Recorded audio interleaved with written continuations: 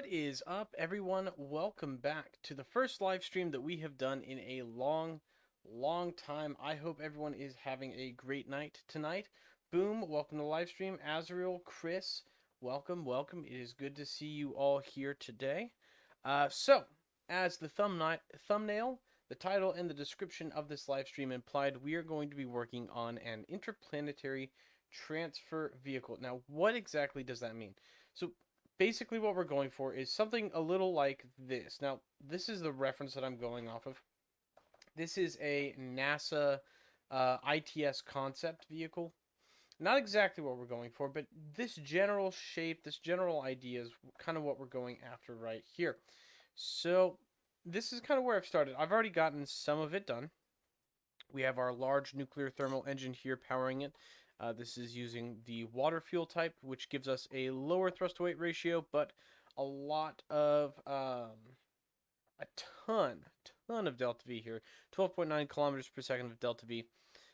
We have these two large water tanks, and then down here I've thrown together a separator and shroud to protect the environment, specifically our crew, from the radiation being emitted by this reactor while it's operational. So this is what we got so far. What we do from here is where I'm not 100% sure. We're going to have the living modules up here.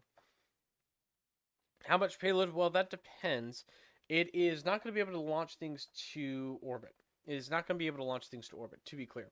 Yeah, the thrust to weight ratio on this right now is 0.04. If I were to switch this over to liquid hydrogen, that gets us 0.08. Not a ton of delta V. Also, hold on 1 second. 1 second. What is this? One of the fuel tanks is not actually switching fuel types. Come on. Hold on. We need to zoom in. There we go. Fuel line. Why is it? Ha. Okay, well. Mysterious. I don't know why that's happening. Fuel line enabled. Okay. So that's water, that's all water. This one is liquid hydrogen for some reason. That's weird. Okay. Yeah, so what we're building is not a space station per se. It is a vehicle. It's not a station, because station, the root word of station is stationary. It's not going anywhere. This is very much a mobile vehicle, but it is not a single component. So right here, if I were to grab this guy here. Oh, hold on. Oh, I see what I've done wrong. Everyone. Hold on. I'm going to undo it until I fix it. I know what I did wrong. I know why it's not connected properly. There we go. Okay. Get rid of that. Hold on. The game audio is a little spicy sounding. That's a little high. Here we go. Okay. This needs to be fixed. For starters, let's turn off that.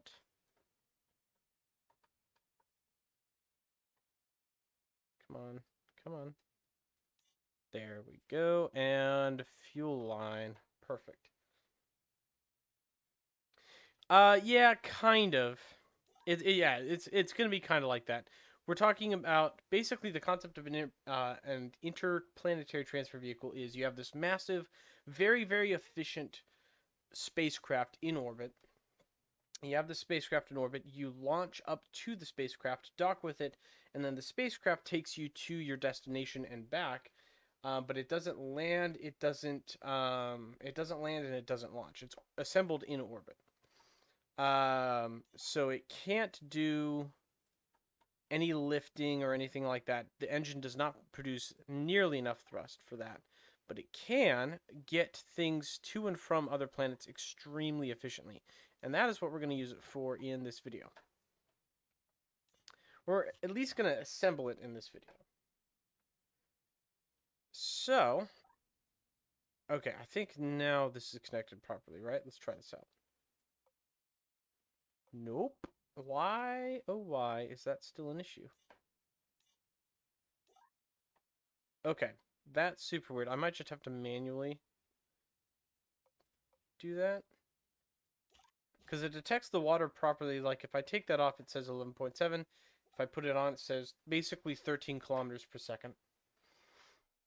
So, okay, so the engine definitely can use all this water. I just don't know why it's behaving so weirdly. That's fine. You know what? We're going to move on. We need to get to the design phase. Well, of the, like, the habitat, all the payload section of this rocket we need to start working on. So what I'm going to do is I want to use, I've got a preset test weight, large calibrated test weight. This guy right here is going to sit on top of our rocket, and we're going to see what our delta V is if I crank up the payload mass here. So this is a 2,000 kilogram payload. Let's take this to 100 tons. So 100 tons gets us to 7,000. Okay. 7,000. We need basically 4,000, maybe a little bit more. Maybe 5,000, closer to 6,000 is enough. Delta V. So if we adjust this slider here till it says 6,000 meters per second delta V, right there. So our delta V there is 6,000. So our optimal payload is going to be about 150 tons. That's pretty good. 150 tons is a lot. Oh, you can't see because of the camera? Oh, silly me. There we go. It's right there. Actually, I'm going to put my face. I'll put my face down here in the corner so you guys can see it better. 150 tons right here. 6,000 meters per second. So that's what that test weight is telling us, basically. I can crank this up to 200,000. I almost want to try launching this with 200,000. And Sanford Begay, you are correct. We are going to launch from space. We're not launching this on the runway. Yep, orbital lab. Perfect. We're going to launch and see if this test weight works. Oh, we need a battery on it. I forgot about that. Let's add a battery real quick.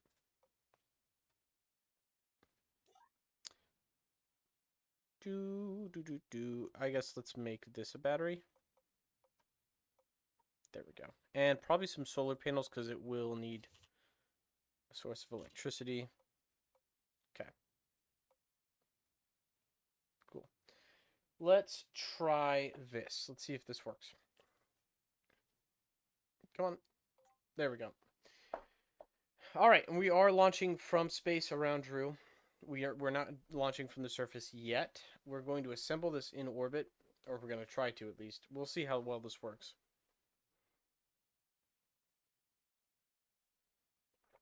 I might have to build an entire launch vehicle to get this into orbit. All right, here we go. We are in orbit.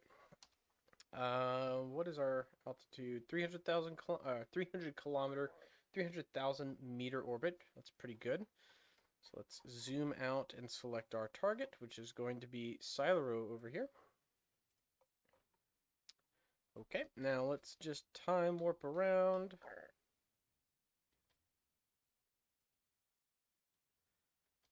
Oh boy, oh boy, oh boy. There's a lot of crafts in this system, so the time warp is causing a little bit of a performance drop. That's okay, though. So here's what we're going to do. I want to, just before we do anything else, I want to make sure that we actually have the delta V to make this burn. And the return trip. So let's see what we've got. Here comes 1,000. There we go. 2,000 meters per second, almost 1,800. We're a little ahead of where we want to be here. I'm going to burn a little earlier, change our trajectory as we leave. Do it again. Yep. That's close. That's close. So we might actually be able to do this for a little less than A little less fuel than I was anticipating. Let's see if we can get this to work. GamerX, hello, welcome to the live stream. It's good to see you here. I crank the sensitivity up even more to make this faster. Ooh, we're close. We're close. Okay. So we can do it. We can get there in 1600. That's doable. What is our burn time going to be is the question. Burn time of 1.47 hours. Cool. So here's what we're going to do. I'm going to lock prograde. I've activated the engine. The reactor is hot. I'm going to come around to the location here. I'm going to light the engine. And we're going to do a series of staged burns. We're not going to do just one.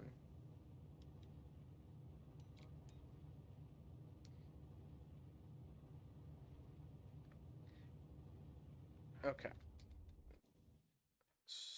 Throttle back down. So yeah, the downside to nuclear rockets like this is it takes a long, long time to burn. They're not very...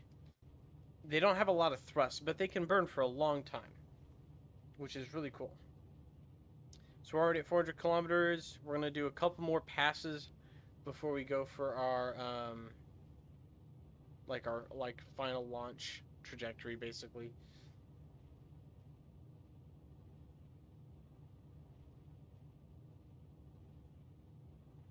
Okay, and throttle down.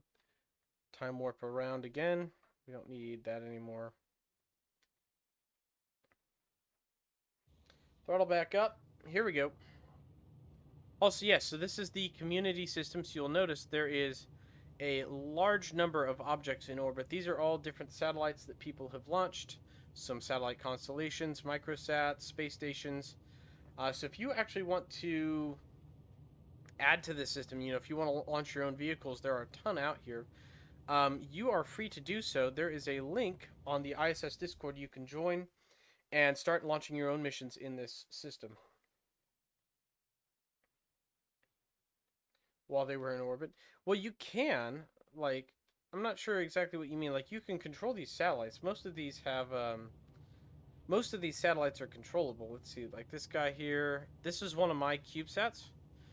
CubeSat A. That's CubeSat B. Both part of one of the constellations that I launched here. Have I played Space Agency 2138?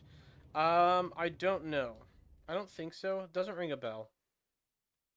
I'm assuming that's a mobile game, because I would have heard of it if it were a PC game for sure. Okay, throttling up again. Oh boy. This is a long, long burn.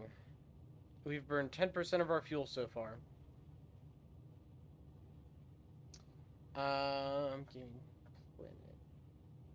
No, I'm not making a replica. It is... it's inspired by a concept, but it's not a replica of that concept.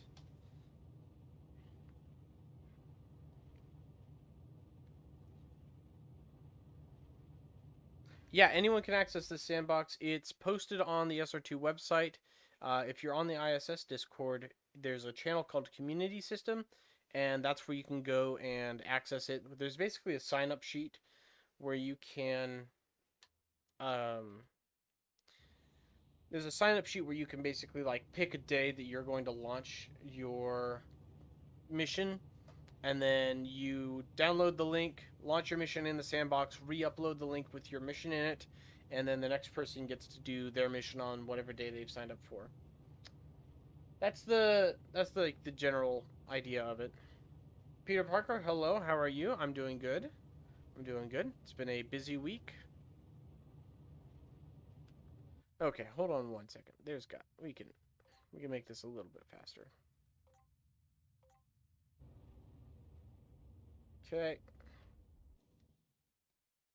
Doing a 10 times fast forward just for the sake of my sanity. This is taking a long time. Yeah, you can do any missions you want. A couple of people have launched missions to Mars. A lot of the missions have been just to Drew orbit, which is fine. Not surprising. mostly into an equatorial orbit around Drew, as you can see by the orbital plane here. I can turn these orbits on. Lot of objects orbiting. I would like to put a couple more satellites in high inclination orbits around Drew. I think that'd be cool.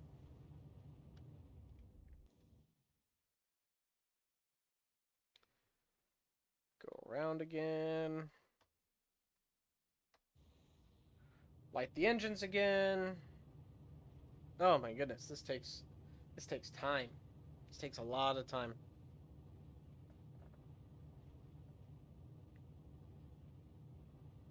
No Man's Sky. Yeah, I've looked at No Man's Sky. I'm not really in the market to buy another game at the moment. I don't own it, so I've been recommended it before. I probably will at some point, but not right now. There's other things I'm more interested in. My streams are public, though. I don't know what you mean by that.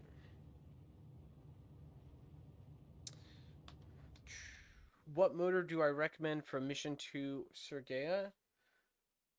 Yeah, they're public after they're live. People can still watch them. They're all uploaded to the channel in the streams playlist. Anyone can watch them. What motor would I recommend for mission to Sergea? Well, it depends. It depends. Yeah, engine. I knew what you meant. Rocket motor, rocket engine, potato, potato. What would I recommend? Well, you're gonna want a high efficiency engine. Depending on the size of your payload, you're gonna want a larger engine. But if you're doing like a small payload, really, really any engine's gonna do it for you. Honestly, like if a really good high efficiency small engine would be like the electric engine. A lot of people don't use it anymore because of the new update, which causes electric engines to actually consume electricity. But pretty they're actually pretty good. If you slap some solar panels on it and you're only doing short burns, they actually are pretty good. And what's nice is if you're doing a Sergea launch, you're going to want to launch on the light side of Drew anyway. So when the motor or the engine's running, you're going to already have a like you're going to be on the light side of the planet. Whereas right now, I am burning my engines in Eclipse. So an electric engine, I would go with that first, depending on the size of your payload. You'll need a decent amount of batteries, but an electric engine, some batteries, and some solar panels, you can really push that out for a while. Has someone done a mission to Volco in the sandbox? I don't think so. I don't believe they have. Okay, we are coming around one more time here. Lighting up our engines. We're really pushing out our orbit now.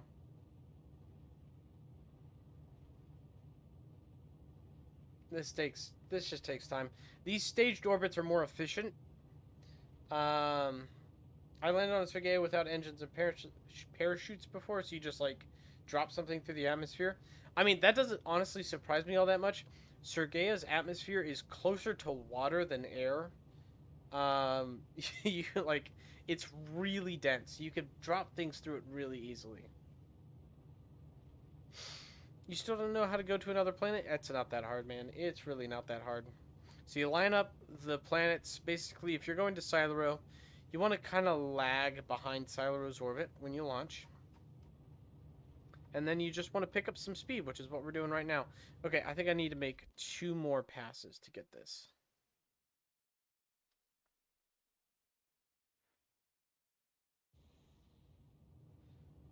We're getting close.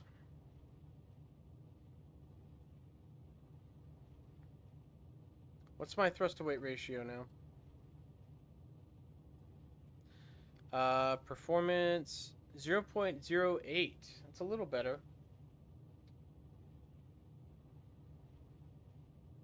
Yeah, I suppose in a literal sense, yes.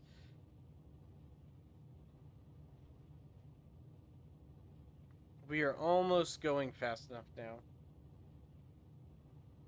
Okay, this orbit takes us out past Brigo here, so that's Brigo.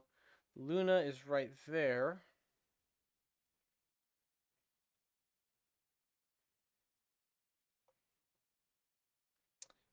This orbit will pass itself is going to be like a couple years long. Okay, light the engines one more time. Now this one's going to take us out of the system. This one's going to take us clean out of the system.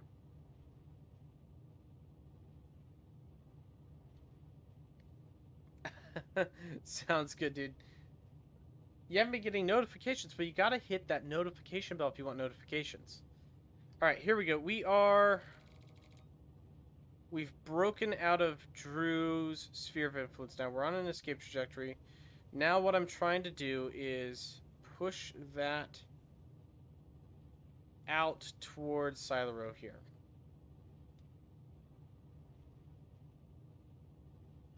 That's the goal. Name of the game right here. Getting out to Silero's orbit, but we are on an escape trajectory. There's no going back. Do you think new parts are coming with career mode? Mod? I think you meant mode. There isn't a mod for career mode. It's the new updates that's going to have it.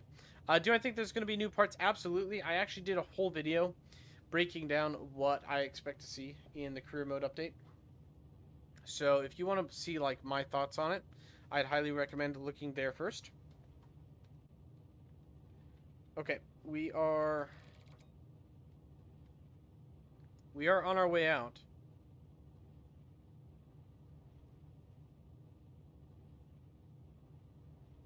And so I have adjusted, you might have noticed I've adjusted my my heading here to not be aligned with prograde. I'm aligning my heading to not be prograde, but to be aligned with the Drew's orbit, because that's where I am basically basing my reference orbit off of. Alright. We're getting real close here.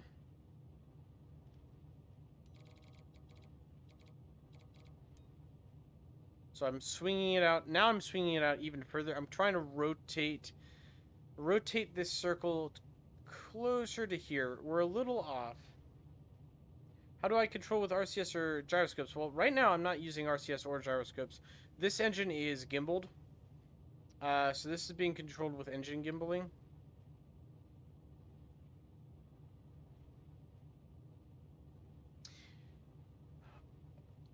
Okay, we're a little off. We're going to have to burn more fuel than I would have liked. So I'm going to align prograde again.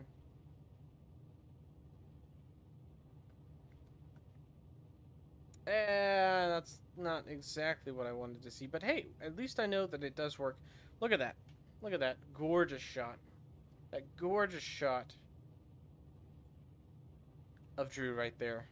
That is screen capture worthy, almost. If it weren't for this super ugly test weight, I'm going to bring my camera back. There I am. If it weren't for the super ugly test weight, that would be a very pretty shot of Drew. Oh, okay, that was our guy right there. That was our guy right there. We had it. And we've used, how much Delta V do we have left? We used a lot of our Delta V. Actually, no, we've still got most of it. 3,000 right there. 3,000 meters per second. We used about 2,000. Okay. I'll take that. 2,000 meters per second of Delta V is not bad. Also, hold on. Let me get this back on, Drew. Nope, the other way. Other way. Come here. There we go. Look at that. We see Luna off in the distance there. That is picturesque, let me tell you. My field of view all the way in. There we go. That is a picturesque shot right there. Can't you refuel on Silero? So you can refuel. There is someone made some parts that are not mods. They're just parts in the game that you can use to refuel in game. I don't have any of them stationed on Silero. And this is only a test to make sure that, like, this isn't the actual mission. I'm gonna undo this once we're finished here. But while I'm at it, I do want to show you the refueling station. One of these guys. That's orbiting debris. There we go. Brigo refuel station.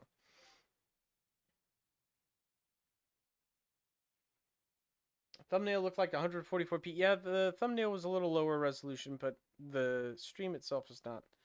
So this is one of our orbital refueling stations that another player posted. I don't see where the tanks are. Stay on the other side. Maybe this is the wrong one. Hold on. One of these guys. ISS Fuel Refinery. Here we go. This is the one that I launched. Amarum, hello! Welcome to the live stream, friend. It's good to see you here. Can I make a minor module on the carrier? I could, but they're pretty heavy. So this is the refueling station that I built.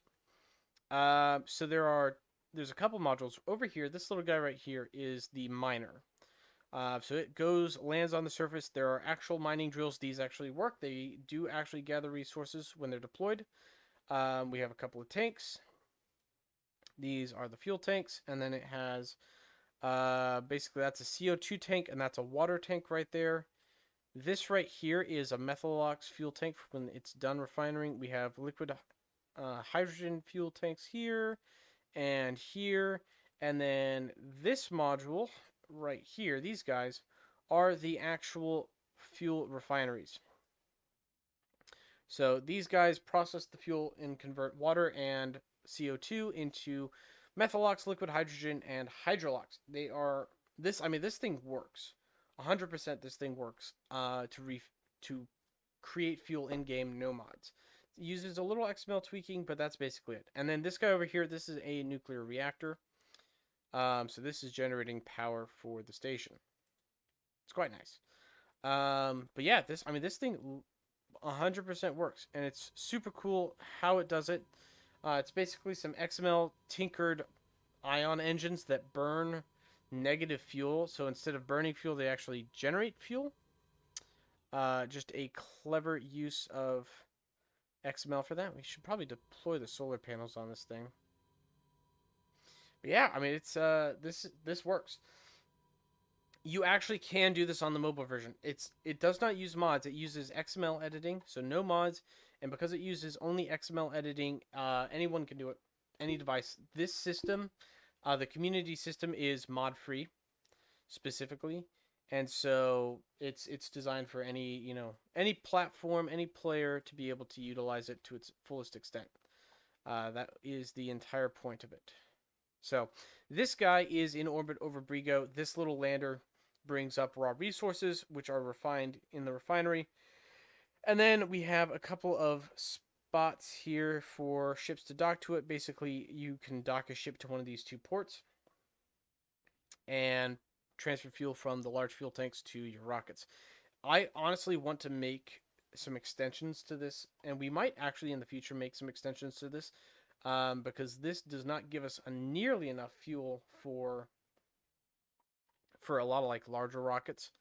What is nice though is because our beautiful interplanetary transport vehicle only uses water as fuel, we don't even have to refine the fuel. So this guy can mine water from the surface of Brigo and transfer it directly to a station. So what I'm gonna do is build another another refueling station that is exclusively water fuel. So it doesn't have any refineries. It's just it is literally an empty tank of water in orbit with some solar panels. Then that's it. That's the whole thing. Just a huge tank, empty, in orbit, solar panels. And you can dock to it, transfer water between stations. That's the whole thing. So yeah, that is it. And look at that. Another just picturesque shot. Just another gorgeous. Let's see if hold on, let's time warp a little bit. Beautiful. Beautiful shot. I freaking love this game, man. Everyone's like, KSP's better. It's fucking not better. It's not better. It's not even close to better. Anyway, we are getting distracted from the mission here. We're going to undo all of that and roll through this. Hold it on process. Yeah, I could. I am actually going to do a video on it. I'm pretty much halfway through doing a video on it. So I did a YouTube short teasing it on basically how you produce liquid hydrogen and liquid oxygen from just water and electricity. And I've just not had time in the past couple of weeks to finish that video, but I've got the script written. I've got a lot of the footage recorded. I just need to record the audio and actually edit it together. So, all of that being said, we need to actually get back to work on this transfer station here. This monstrosity. We need to get this thing put together. So, what are we going to do? Well, first off, we need the habitat module. Let's go back to our reference image here. Let's make this a little bigger. Let's just make this full screen. Take a look. This is our reference image. So it's got like this kind of docking truss module here between the fuel tanks. Got some communications arrays, very important, very important. And then we have this, looks like it's inflatable. I would guess that this here is an inflatable thing here on the front. I know you guys can't see my mouse. But here at the front end, where these two Orion capsules are docked, I would guess that's inflatable. We're not going to do an inflatable model for that. That just seems like a lot of work here. But we will do something in that same vein. So let's start with the connecting base plate here. Oh, and before we do that, where is... No, you know what? Screw it. I think we're just going to put this in orbit. We'll deploy it to orbit directly. I could absolutely assemble this in orbit. It would literally be one, 2, 3 modules. But the problem with this design is I would have to launch this thing with no fuel in it and then launch refueling missions up to it, and it would take maybe a dozen missions to fuel it. I'm not going to do this the long way. We're just going to put this in orbit. And I know that's cheating, but for the sake of time and for the sake of making a YouTube stream, it wouldn't be entertaining to try and do it the long way. Unless this were to be a 6-hour stream, which it's not. I need to go to bed tonight. So, we're going to do this the short way. Because I'm not interested in being here all night working on this. How are we going to do this? First, let's build our... kind of like the base plate for this habitat module. These are all going to be empty and pretty thin. We don't want a lot of mass weighing our ship down. I mean, that alone might weigh our ship down pretty intensely. Why does this say 12.2?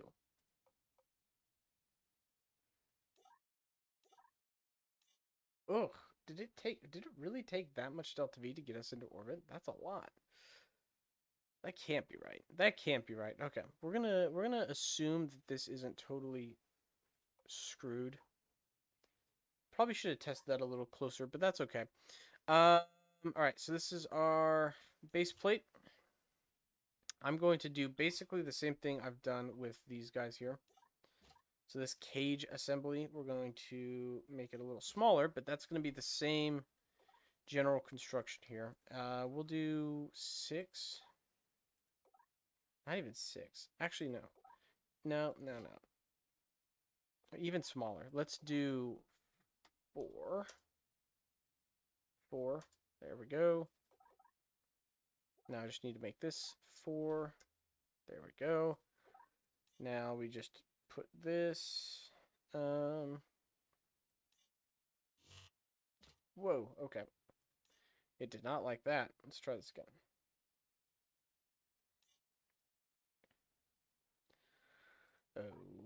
Okay. Slap that right there. Perfect. Okay. So this is our... There we go. Come on. Come on. Scoot. Boom. So this will be... I don't exactly know what this would be.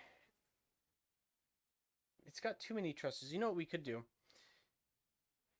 I'm not sure if I even like this design.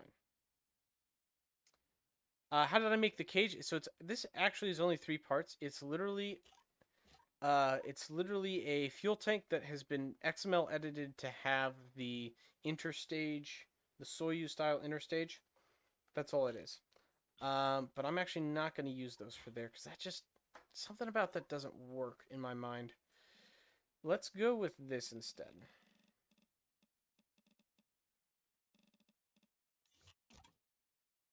There we go. That could be rounder too. Oh no. Boom. That was more. I said that more as a like an expression, like you know how people are like, ah, boom, perfect. Not. I was not trying to say your name exactly. There we go. That looks a lot better. Now I'm gonna copy those three. Good. What texture should we use this? Gravity ring. Yeah, we'll do a gravity ring. But it won't be a ring. It'll be two spinning arms. We'll do that next, but I want to add a like the center docking module first, which will be what I'm working on right here. So this cap, slap that on. Oh, I forgot to change my field of view back. Let's put this back at like, yeah, 40 is good. There we go. Now I can actually see what I'm working on better. What kind of texture you guys think we should use? I'm kind of partial for the tiles texture and then scaling it up to like 12 there. You see? See what I'm putting down?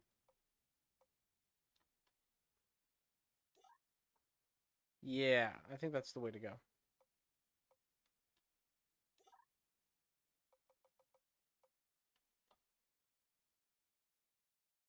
Okay. What is the cargo I'm sending to Silero? So this actually isn't going to carry any cargo today. We're just building it today. In a future stream, we might launch cargo with it. There we go. One, two. Boom. All right, so that is part of the habitat module. I like how that looks so far. Chris is saying gray tiles. Yeah, we could do like a dimmer. More like that. A little darker.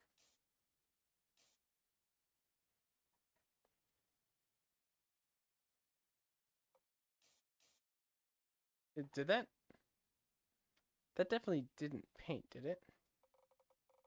Oh, I guess it's just the lighting. Okay. Do we have the smooth? No, we don't. Let's do that. Both. Both. Both. Both. Couple more. Both. Both. And both. There we go. Now that's looking actually pretty round. Except we need to change. I'm going to rotate this to line up better. Seriously? Seriously? Okay. 0. Oh, you're joking with me, are you? Wow. 15, 16, 24. That's too far. 26, 32, 36. There we go. Okay. So you see how I've corrected the tiling there. So what was that 36, 12, and 0 0.55. 36, 12, and 0.55. There we go. So that connects a lot cleaner now. Perfect. And then I see the same thing here, but instead of what we did before, we're just going to push that up. Same for this guy.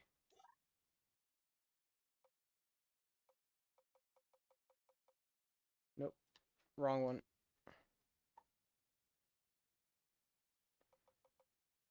Can I not tile it in the other direction? I guess not. Okay, that's fine. That looks pretty good. That's nice and round. I like the coloration. So we're going to do the gravity rings next. So we've got the core stage. We need to do gravity rings. So first off, slap an electric motor down. Easy. RPMs. 10 revolutions per minute. That's one every 6 seconds. That's a little spicy. We can change that though. We'll have slider 4 be the input. No sound. No static resistance. Good bit of torque though. And we'll make it big. Yep.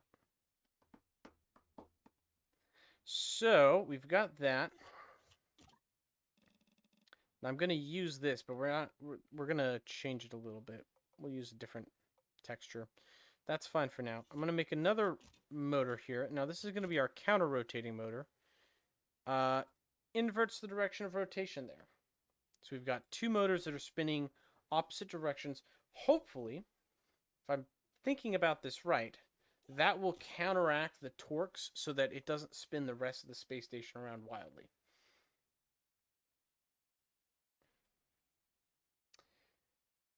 Okay, so I'm not gonna collapse that down or anything. We're gonna leave that as is for now.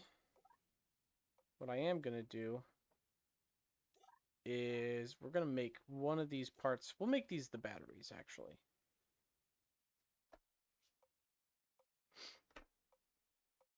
Oh, and you know what? I just realized I was freaking out. I was like, why is my delta V so high? Did I burn through 10,000 units of delta V or 9,000 units of delta V in that test run? But I took the test mass off, so of course my delta V went back up, and I'm just being silly.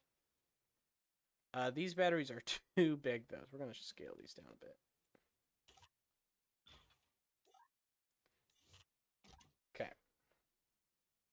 So that gives us a ton of electricity. Honestly, more electricity than we need. So what I'm gonna do, this seems like cheating, but it's not. It's not cheating. I'm gonna make the batteries smaller. No, I changed my mind. Changed my mind. We're going Carolox, 0 mass. Go back to the big size. That's fine. Next, let's add our struts for the modules, the hab modules. Let's go to 12 meters. I feel like 12 meters is a good number.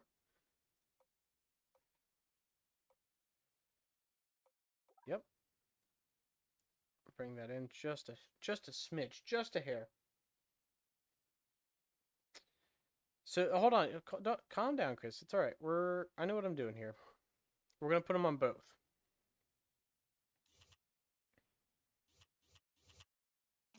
Okay, there we go. Now let's rotate you like that.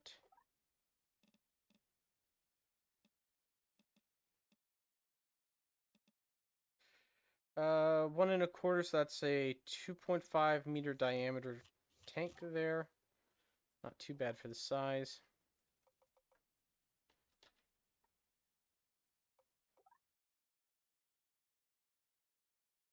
And there we go.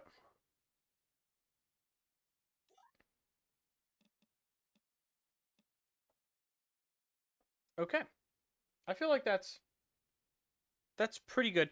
We're just going to leave that like that for now. That is far from finished, I should say.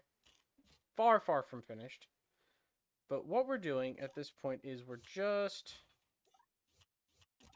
making sure that the motors all are connected properly, and we're also checking we're checking that issue right there. Okay. So that tells me all I need to know about this. 1.5. Why not? There we go. I'm going to do the exact same thing. Nope, that's not what I wanted. Come on. There we go. All right, these are going to be 1.5 meters in diameter now. So that extra bit of space right there. Boom. That gave me just enough clearance. They will now not hit each other, which is a big deal. We're going to try this. Oh, shoot. Also, this needs to be a battery. 109 gigajoules. That should be enough. 109 gigajoules. Woohoo. That's a big battery. Okay, so our rocket is in orbit. Slider 4.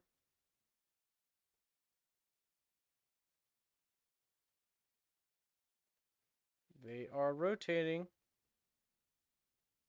They are rotating.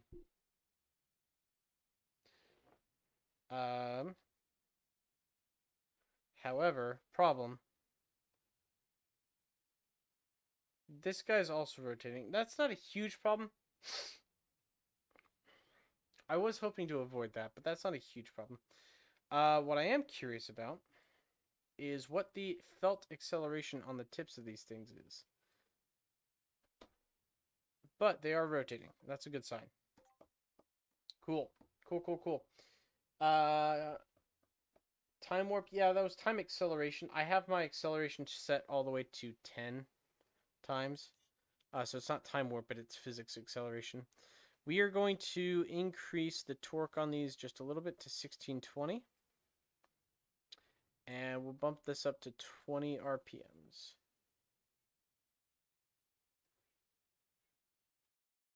Actually, that seems high. I think just the torque going up is all we need. Let's go 1800 first. Because the target RPMs is 10. I just don't think the motors are big enough to actually get it to 10.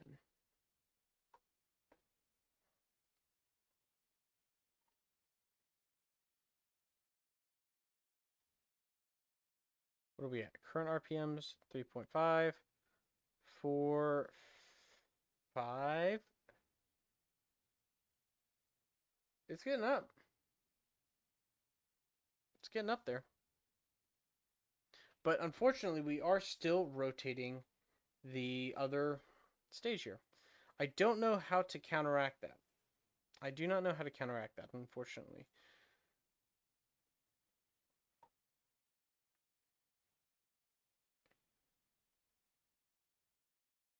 So that one's rotating at 4.1 RPMs. This one's rotating. Oh, you know what? It's because they're not rotating at the same speed. Okay. I see what the problem is. Yeah, so we are not canceling out our torque as perfectly as I was hoping for. They are drawing the same power, but this one is going 4.3 RPMs. This one is going 6.1 RPMs in the other direction, so that is a net 2 RPMs in the wrong direction, which is inducing a small amount of rotational torque on this stage of the rocket. So maybe if we time warp till they're both at their target speed, which 10 RPMs I'm realizing is too high. Oh, so it's use beacon lights to simulate windows in the hab modules. I can do that, and I will do that, but I'm not going to use beacon lights for it. We're not there yet. We're making sure it works before we start making it pretty. Let's crank this sucker up. 2520. 2520. Edit XML. Cancel. I'm going to do this through the hidden properties tab. Electric motor, target RPMs I'm setting to 5 for both of these. I want it to cap out at 5 revolutions per minute. So we'll see if this works. Gave it a little bit more juice in the motor department. I'm still seeing an induced torque, unfortunately. Yeah, 2.3 to 1.7, 2.8. Shoot, accidentally timed warp when I didn't want to.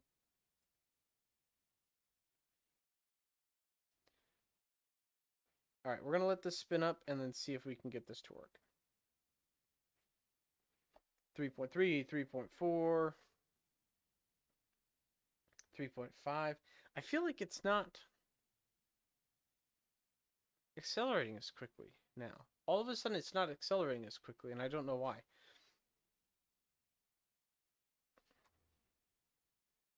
Like, they're spinning slower. Let's just leave it running for a minute. In the meantime, let's read some chats. Do I need to repeat what I said with putting on the fuel tank? Put both on the main fuel tank and move them one above the other. I'm seeing what you're saying, but I'm not 100% sure I understand what you're saying. Put both on the main fuel tank. So I'm assuming you mean put them on this gold section here. Move them one above the other. I'm not sure what that means. Move them one above the other. Because, like, this is, in a sense, one above the other right now. 3.7, 2.7. Oh, wait, I have an idea. I think I know what you might be trying to get at. We're going to try something. we're going to change what these motors are attached to. So right now I have them attached to each other. We're going to change something up here. I'm not going to move them, but I'm going to go to the part connections. We're going to do a little silly thing here. I'm going to connect them both to the surface of this fuel tank. Nope.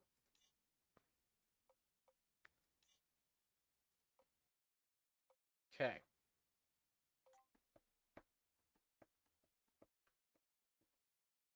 Yeah, okay, so that is what...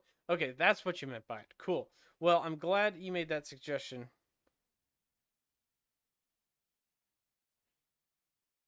All right. All right. All right, all right, all right, all right. They're spinning independently of one another. RPMs 1.9, 2, 2.1, 2.1. Yeah, they've matched. They're in sync. Let's go. Okay. So that has worked itself out. They kind of cap out at 3 RPM for some reason, but that's fine. We'll bump up the RPMs to like 10. Yeah, so we're a little trickiness with the attachment points goes a long way.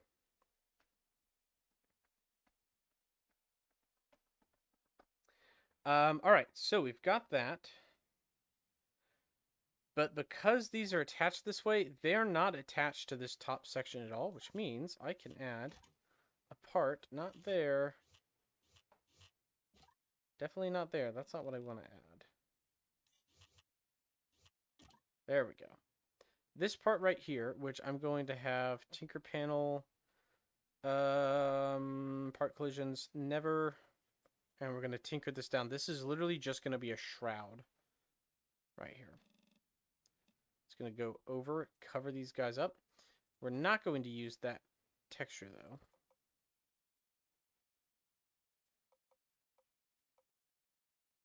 Let's go textureless for now. 6 meters in length. 6.5 meters in length. There we go. Okay. I like that. We're going to make these white because I want them to be white. Will you make this faster? Yeah, that's... We're going to make the thing spin a little faster. I'm going to go back to 10 RPMs. It seems to cap out at half of the target RPM for some reason. So we'll go to 10 RPMs for these guys. All right. That's good progress. Now we need the front section. So the front section here is what people will actually dock to the station.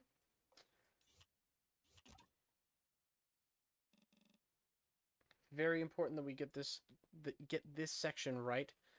Before I do that, here's what we're gonna do. So this is all aesthetic right here. We're going into our part settings here, and I have just changed this fuel tank's texture style to an inlet, as you see. But what we're gonna do with that is I'm gonna make this guy ever so slightly wider and scoot him down. Well, I'm gonna add a couple combos to this. Now we're going to scoot this first guy down to be flush with the main guy here. Oh, also, I just remembered this is how I want to do this. So let's add these parts real quick. We're going to make, basically we're going to make another section like this one, this first guy. Nope, that's the wrong one.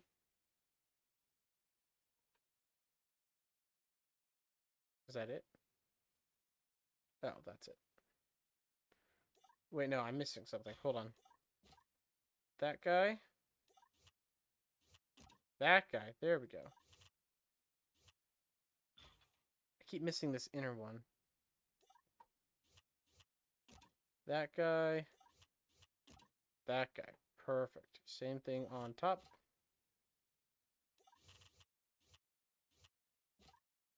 Nope. In the trash. To this one. And that one. And stick the whole thing whole thing on top. Perfect. Okay. Here is how we're going to do this. Yeah, there is a calculator in Google for rotational g-forces. I have found it to not be very good. So I'm not going to use it again. It was not accurate for this kind of work, unfortunately. I wanted it to be good, but it wasn't. So instead of using that, we're going to do it the old-fashioned way. We're going to stick a crash test dummy on the end of this thing and see if our numbers make sense. In the meantime, 0.1. We're going to shift these in between the spokes here.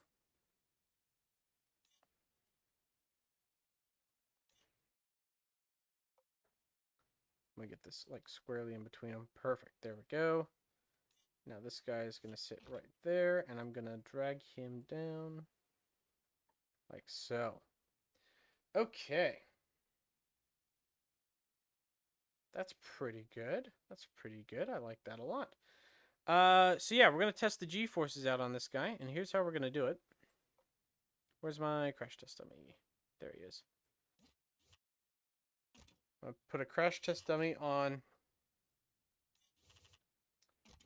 these guys. Oh, I guess only the top one is mirrored. Ah, that's fine. We got crash test dummies equipped. We're gonna look and see what G's they're experiencing. Here we go. Let's zoom in on this guy. Okay, so we've got our module. There's our crash test dummy. He is alive. He is currently experiencing 0.7 G, so basically microgravity. And we're gonna crank this up.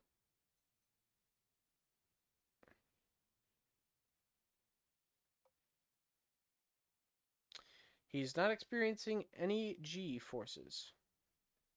Which I don't believe, because he's definitely spinning. What the heck?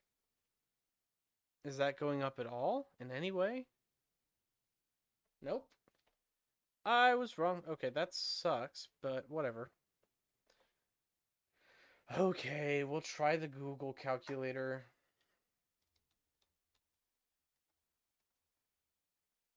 Rotational G-force calculator.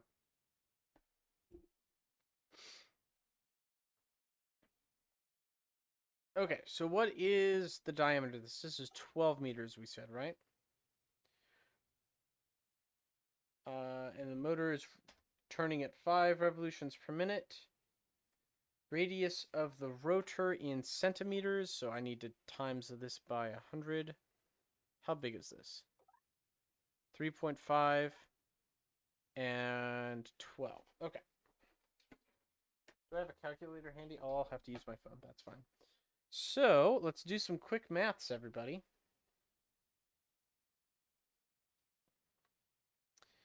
Calculator app. SR2 physics. Oh, yeah. Here we go. So, 12 plus 12 plus 3.5. That is in diameter, right? Yes.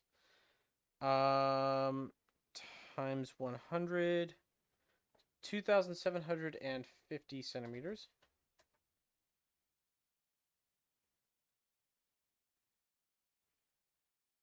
Wait a second. Really?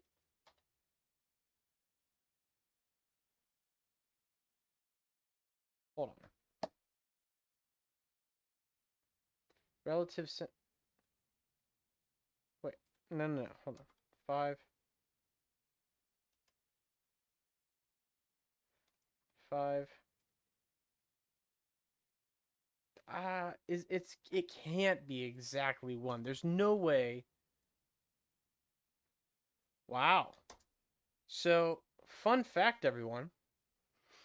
I don't know if I trust this calculator 100%. However, the calculator I'm using says exactly 1G. That seems off.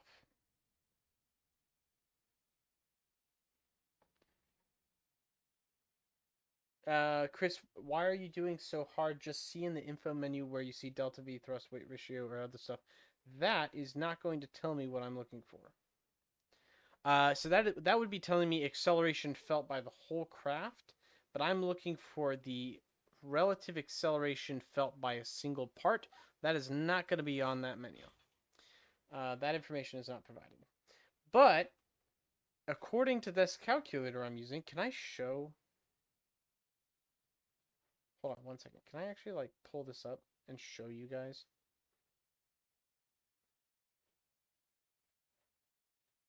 Wait, let me hold on. I'm gonna show what I'm looking at right here.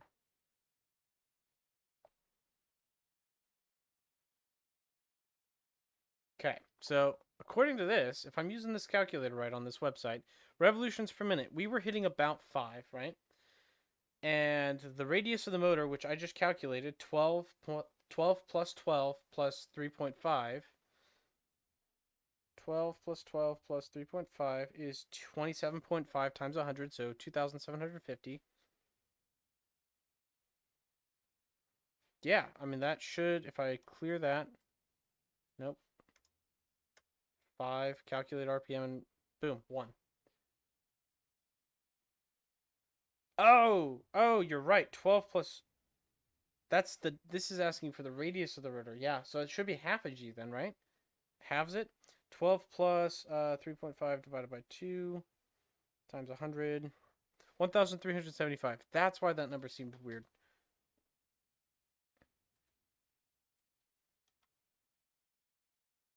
Does this fucking thing really? Okay, that's silly. This doesn't round to the 10th. This is a dumb calculator. I don't like this calculator anymore. Let's try this website. Radius. Oh, this one at least gives it in millimeters. Don't mind the ads, everyone. G-force 0.38. You know what? That's actually pretty good.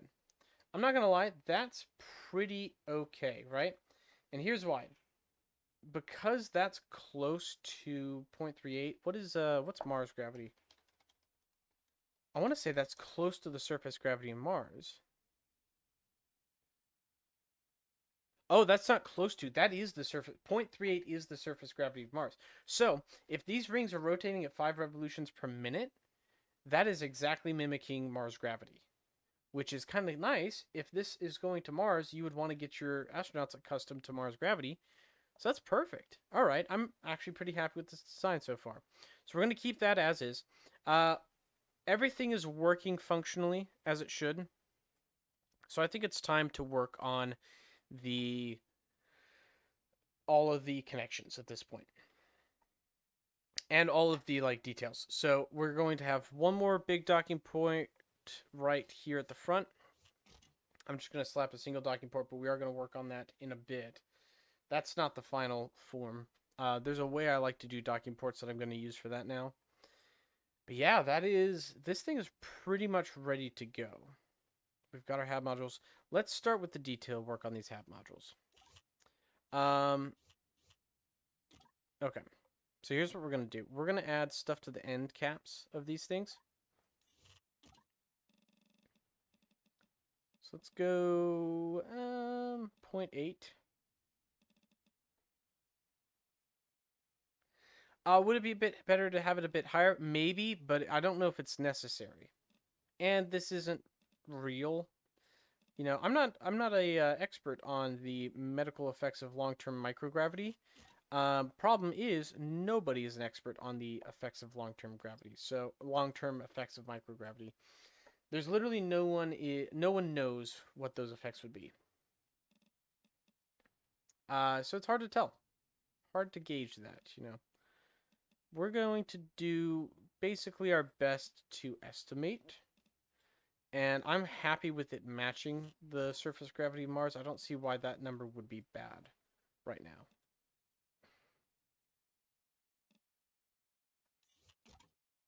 Okay, I think that is good. I think that's good enough for these modules. Had a little connector right there. Click that down. Bring this over here. Yep. Okay, we're also, okay, I'm going to get rid of these for now. These bottom ones aren't mirrored for some reason, so I'll just copy the whole module and put it down there. Next up, we've got the windows. So someone suggested using beacon lights for the windows. I'm not going to use the beacon lights. I'm going to use something slightly different. That is super weird. Okay. Let's see. How do we want to break this up? Let's do it this way. But with something a little shorter than that. Shrink that down. Down you go. There we go. Flatter? There we go. That's about as flat as we can do it. So this will be the base of the window, and then we'll have one part on it, which will serve as the window itself. 0 and 0.1. Okay. How wide is this now?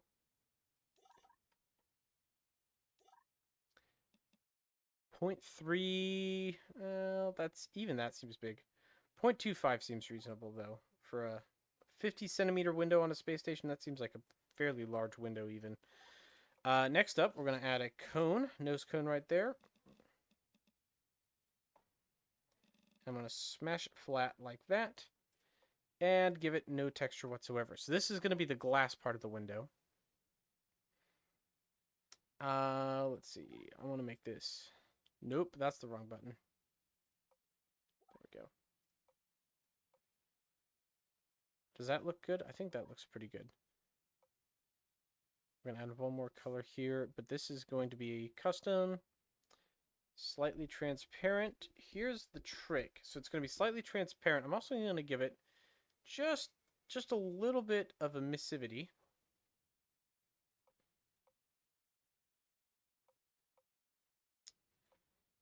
I don't want it to be yellow, though. I don't want it to be quite that transparent or quite that smooth.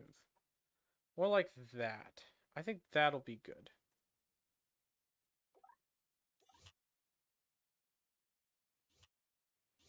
Okay, so that is butted up directly to it. Do 1 meter separation between these bases here.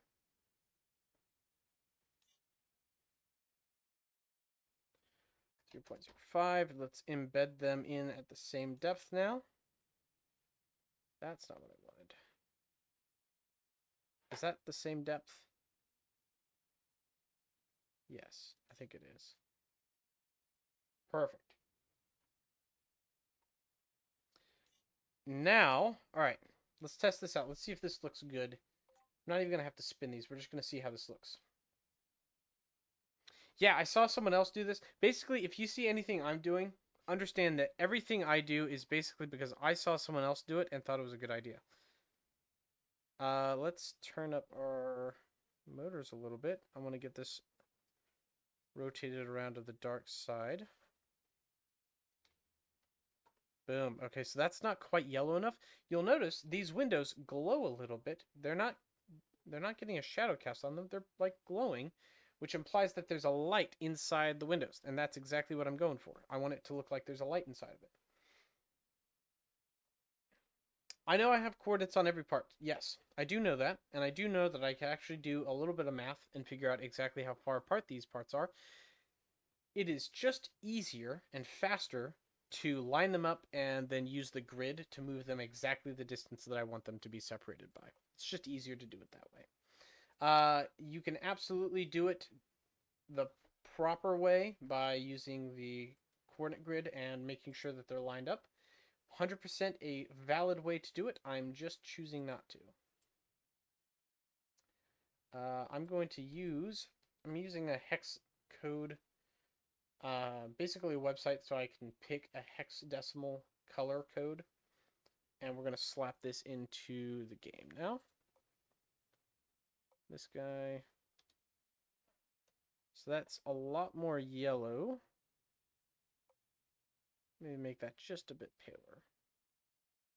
Okay, that's pretty good, right? I would say that's fairly good, but we're not done just yet. Cargo lander for the module. Yeah, we're going to do, not a cargo lander, we're going to do a refueling lander, a mining module, if you will. There we go. Let's see, what's next? We want, we could do another cage, I guess. That seems to be a little played out, though. I kind of want to move past doing another cage. Oh, what should we do, guys? What should we do? Lights would be good. We could do some blinking lights for sure.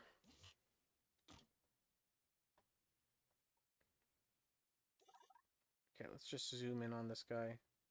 That's a little big. Let's make this just a bit smaller.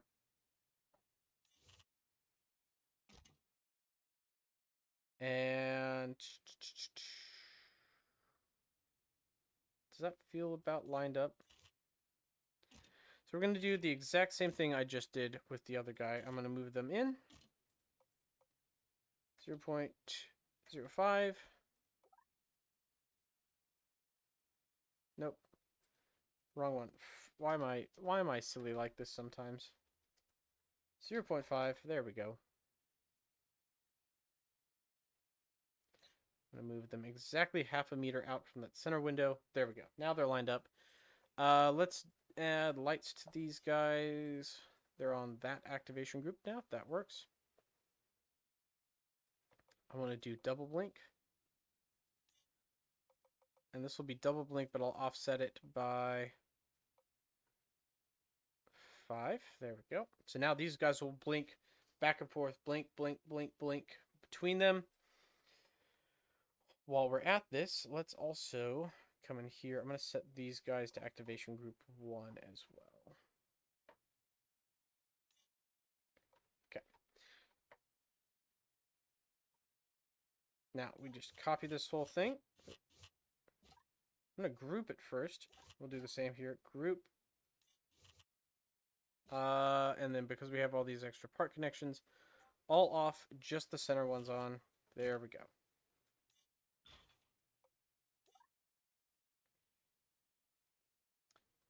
Much better. Okay, we'll do the same thing here. All off, just the center ones. And connect it like that. Now we just have to do this one more time, since for some reason the bottom one isn't being mirrored anymore. Let's see. All off. No, all off. Just the center one's on. Perfect. And rotate to align. All right, so that is the hab modules and the gravity rings done.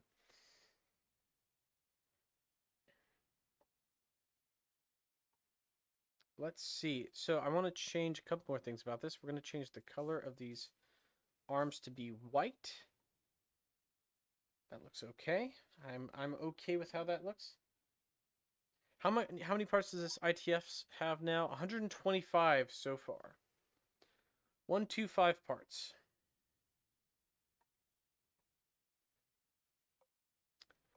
So actually pretty light on the parts department, you know? But that's okay. I generally don't like building crafts with huge part counts. I think people who make things with massive part counts are not being creative enough in how they use their parts. They are being a little overzealous in my mind. And instead of trying to come up with creative ways to get around like using fewer parts for more, they just keep adding parts thinking, detail makes it better, when it doesn't really make it better. I think this, when it's done, will be less than 250 parts. That's my goal, generally. Alright, so we're going to add that there. I'm going to resize this down and stretch it out. This is going to be our docking. We'll call it our flexible docking module, because that's basically what it is. But I'm going to go for more cream color.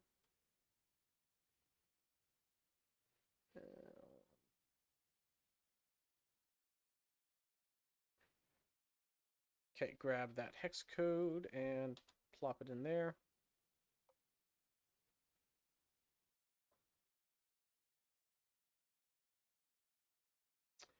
I don't know if I like how that looks for now, but we're going to roll with it.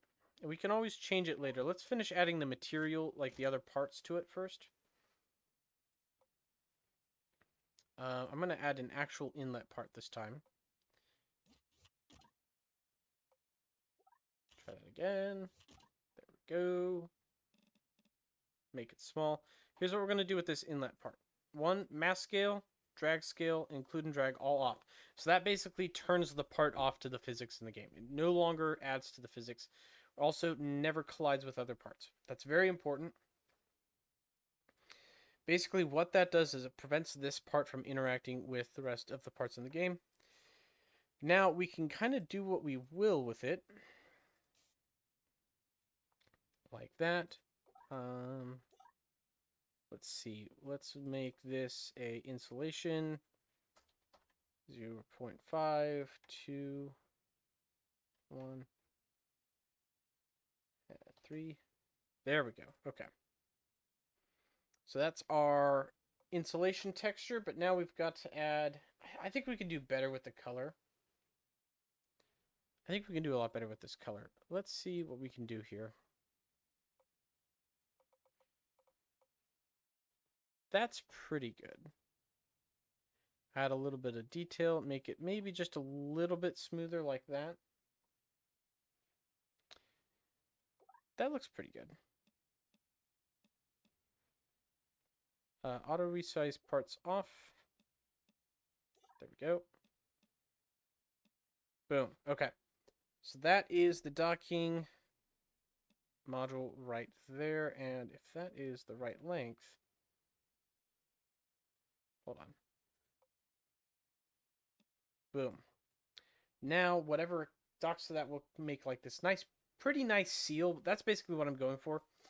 If we can flip this around. Turn off part connections here and here. This is what this will look like when we actually dock another section to it. Boom. Like that. So it'll make this nice little seal, but these parts don't actually interfere with the docking at all. Okay, I'm pretty pleased with how that looks. And yeah, like, this game actually runs pretty well considering the number of parts. Like, I can run something that's a couple hundred parts on my phone, like, no issue. Up to 1,000 or even 2,000 parts on my phone. On my iPad, I can run just about anything. I don't think I've ever loaded anything on my iPad that's caused it to crash.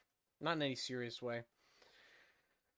Okay, so that's kind of that's the broad strokes of what this thing's going to do. There's a couple other not major things, but like components that we're going to add.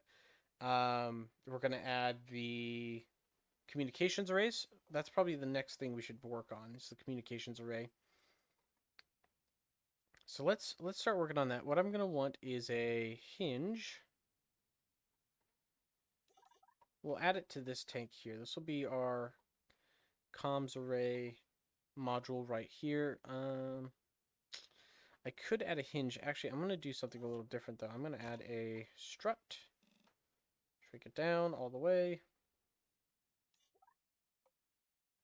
Also, circular, please. And 0 and 0.1. Okay. Here's what we're going to do. I'll rotate that. And stick that down. Instead of using a hinge rotator, I'm going to use just a regular old rotator here. Make it a little smaller. Attach this on the end.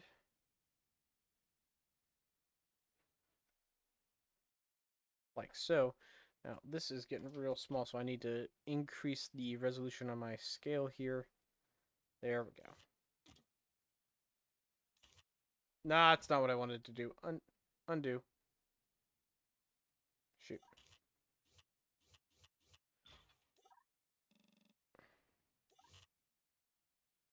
$90. There we go.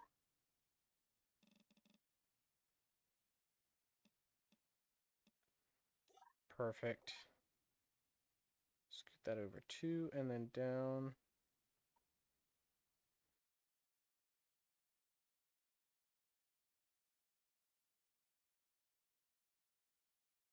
Just to there. I think that does it. Yep. Okay. 0.05. Now we're going to make this nice and long.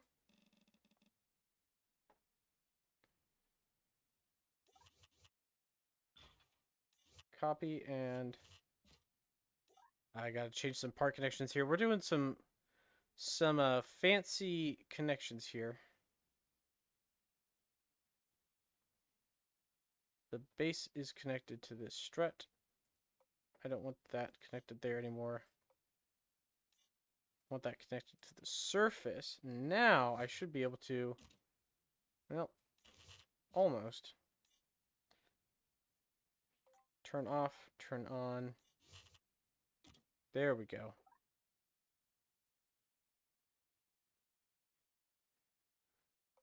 Perfect. And invert that one.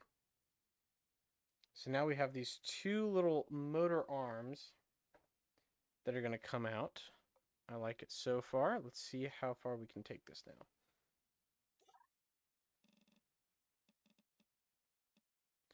Does 2 meters seem like a reasonable length? I feel like that's reasonable. 2 meters out here. Actually, no, hold on. I just realized that's a bad way to do that for a couple of reasons. Because that could cause some weird funkiness with the motors. Instead, what I'm going to do... Even that would be difficult. Shoot. Now, well, you know, we're just going to have the one set up like this. And bring this all the way out to 2.5. Sure. Let's go with 2.5 for now. Can I not connect this to the end? Nope, I can't. There we go. Connect that to the end. Rotate it slightly. Enlarge it slightly. All right, so this is going to be our, basically the base for the radio dish here. I'm going to connect a, can't use the inlet. Shoot. I didn't think that through. Okay, we're going to use a fuel tank instead. But a much smaller one. And much thinner too. Does not need to be very big.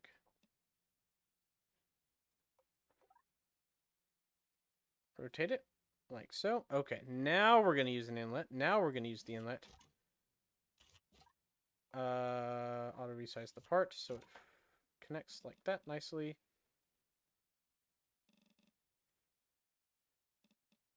There we go. And I'm going to give that the same gold finish I did for the other one. And black there. Look at that. Okay. So that's a communication antenna. We'll want to rotate this though.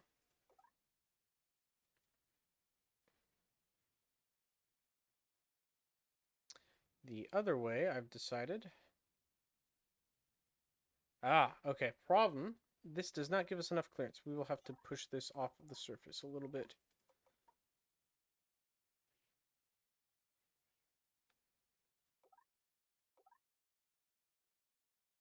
Now if I rotate it back the other direction, maybe it'll clear.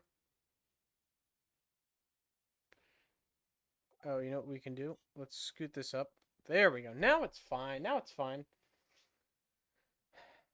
All right. We can tuck that in just a little bit more, and I'm going to mirror this to the other side. So we've got two comms antennas. Have I seen the movie The Martian? I have not, but I've seen clips from it, and I know how it ends.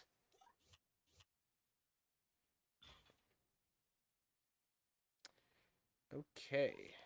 Nope. Come on.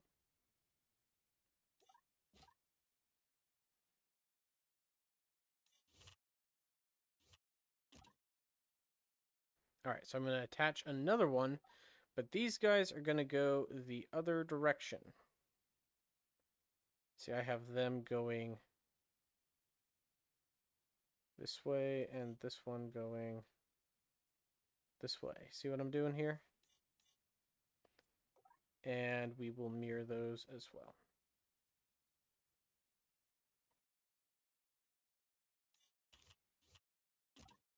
They are 180 degrees, right? Yeah.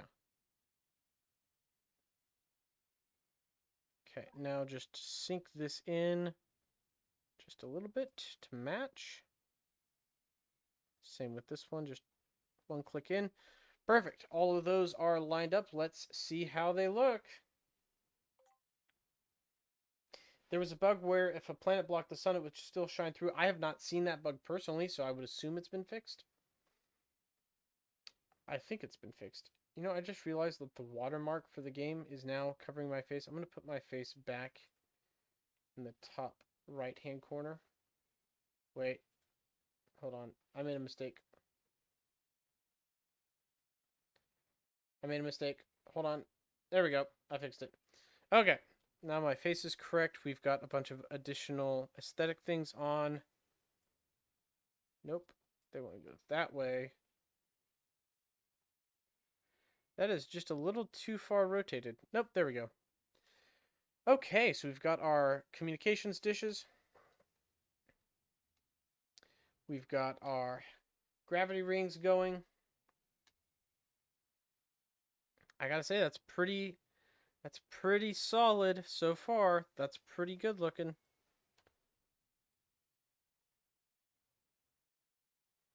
The lights are flashing. Let's let's let this time warp around into the darkness. I kind of want to see these spin in the darkness now. It's like really dark. I've got the ambient light turned all the way down. But it is kind of fun to watch the habitat modules swing past each other in the dark. Just like whipping on by.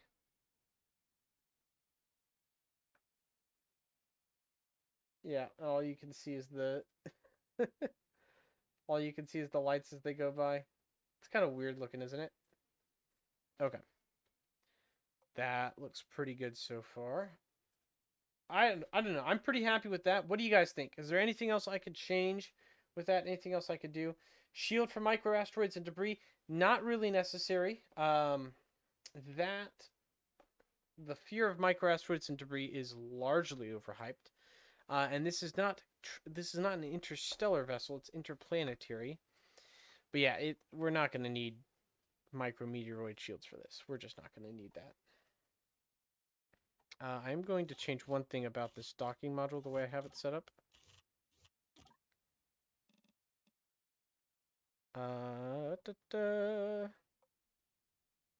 That's fine.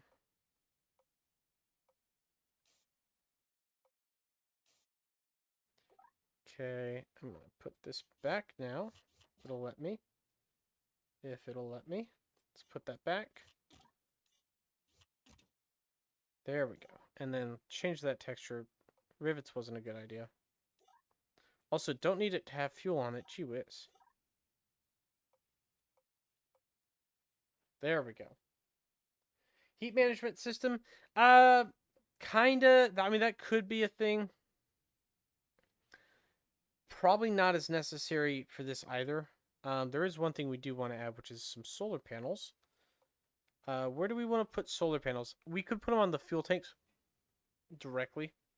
My initial thought would be to put them on the fuel tanks, but it might also be a good idea to put them up here. Let's try the fuel tanks first.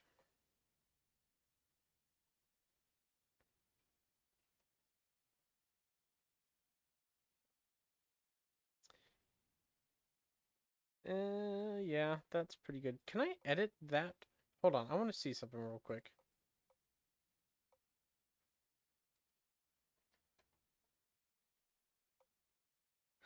You can. Oh, oh ho ho! Does that totally break it though? We're about to find out. I'm super curious. Is this totally gonna break it? Solar panel array 20. Can I do 20? Ooh. That might... Alright, hold on. This might totally break it. And that's okay if it does. We'll just do the 10 limit normal. But it's letting me do up to 20. Don't make them too big. Yeah. I'm not going to make them too big. They're fine. Does it work, though? Does it deploy properly? It looks like it does. Oh my goodness.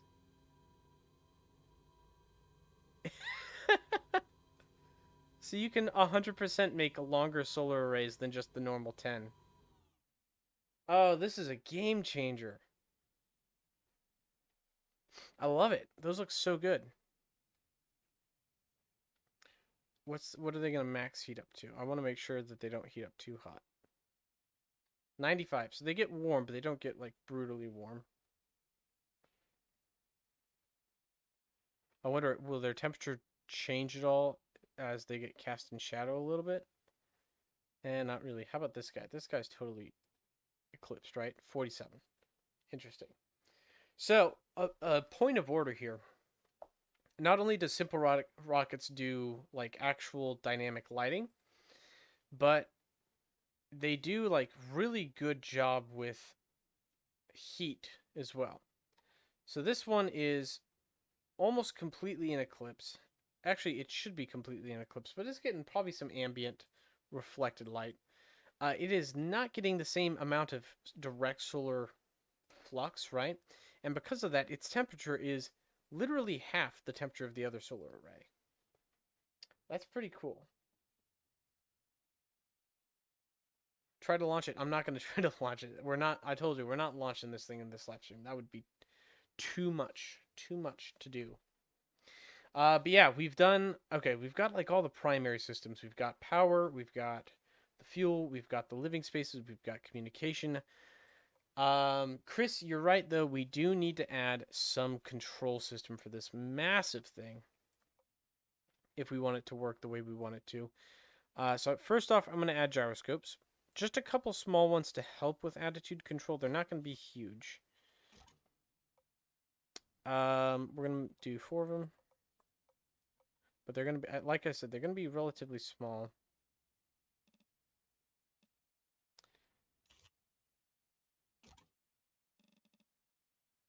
Yep, just park that there. Okay. So that gives us a little gyroscopic control, and we'll tuck them in to where they're partially exposed, but mostly tucked away. Now we need to add the RCS fuel and RCS blocks. So the fuel for the RCS, we're going to add a separate tank that'll be down here. Here's how we're going to do that. Let's go to this tool. Whoops, that's not what I wanted. Go back. There we go. How thick is this? What the fuck? There we go. Okay, 0.10, that should be fine. Does not need to be that wide though. Let's bring this down to like, yeah, 0.6. Next up, we're going to make that corner and that corner square. Same for here and here. So now it's like that. Okay. Auto resize is still off. That's good.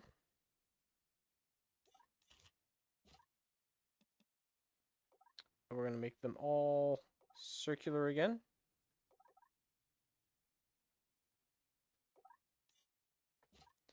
And then I'm going to reattach this to the bottom here. And let's just make it a teensy bit wider. Perfect. Okay, so we got that. Now let's stretch that out.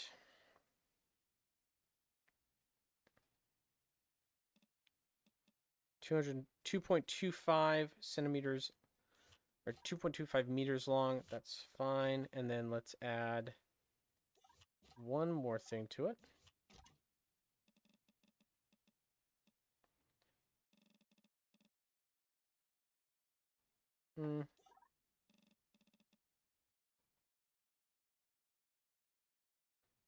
Yeah, that looks fine. Okay. So these are all going to be monopropellant tanks. I should probably have done that earlier.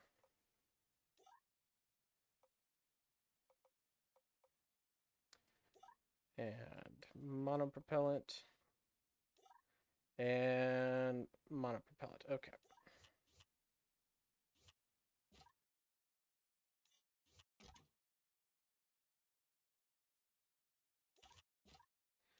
We're going to copy this down to the bottom, like so. I think you guys are catching on to what I'm going for here with this tank already, but if you haven't, I will explain it now. So we have basically these two are going to act like the trusses or brackets that are holding the tank to the side of the rocket, and then the tank will sit in between them, and then we will just embed this slightly into the sides of the rocket here. So let's go ahead and choose our texture. I think hexagon will be fine for this one. The hexagonal texture. That looks good. And then we'll do no texture for the brackets. Yeah, they'll just be smooth. So we're going to group them together.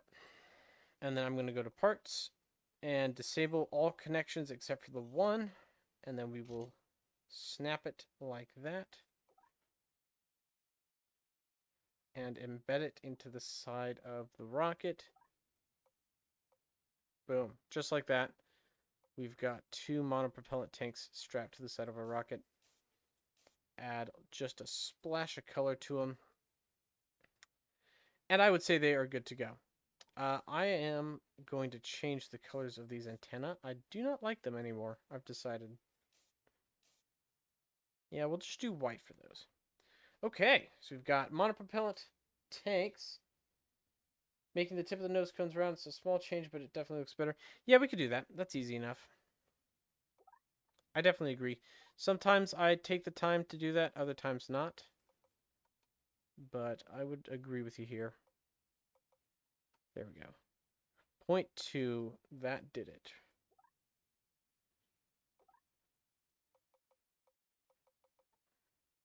Yeah, that looks a lot better. All right. Cool. So we got nice rounded nose cones on those tanks. That looks a lot better. All right. Now we need the actual RCS blocks so that we can actually have control of this. So we're going to add some at the bottom of this fuel tank. I guess we could just use basic ones for now. I literally just have a RCS 5 direction block like this. That would do it. For now, that does it. Yeah, let's just stick with that for now. And then we'll do the same. Whoa, whoa, whoa, whoa, whoa, whoa. Okay, I don't know what was going on there. Let's try that again. And for those. Okay. That looks pretty good, pretty good. We've got monopropellant on board. And we'll add one more set of them up here at the very top. Cool. So we've got RCS thrusters, we've got gyroscopes, we've got the gravity rings. It does not need to be huge RCS blocks. Because this thing doesn't need to turn on a dime. You know, you're just making small little adjustments to it. We've got the massive solar arrays, which I really like how they look. Awesome. All right, let's take this thing. Oh, and I keep forgetting, because everyone is wanting this, the refuel lander. We do have, so this one was the one that I built for that other station. This surface miner. I'm not going to use this guy. We're going to redesign it. How do I want to do this, though, is the question. It's going to need reworked. Let's throw this away for now. MDV H2O drill. We're going to use this guy as our H2O drill. So that will go on the miner to allow it to collect water, which we will then transport up to the ship. I guess we could build a pretty basic lander. Does anyone have, here's a question for the crowd. Does anyone have a little lander that they would like to see on this that would look good here? I'm going to start designing my own, but if anyone has one that they would like me to showcase, you know, like add live, I'm totally willing to do that. We're going to do basically the same thing we've done before. I'm going to add this guy directly.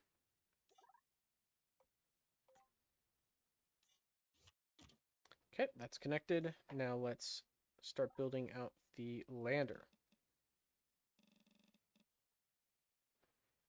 So this will be the fuel tank, which I'm going to empty completely. It'll just be water. How many gallons, how many kilograms of water can I build onto this? 12. That's too much. That's too much. It's going to need to be smaller than that. That's the hard part with this, right? Is I want it to carry up as much water as possible, but water is crazy dense. I don't know if you guys realize that, but water is like seriously a dense liquid. And so it makes these kind of things actually fairly difficult to build. Okay, I'm going to add this command chip.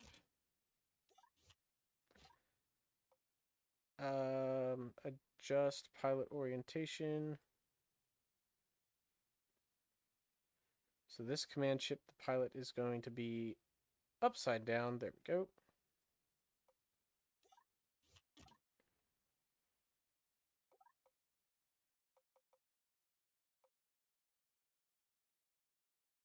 Okay, now let's add actual fuel tanks onto this sucker, shall we? First, I'm going to make just a very subtle, ideally,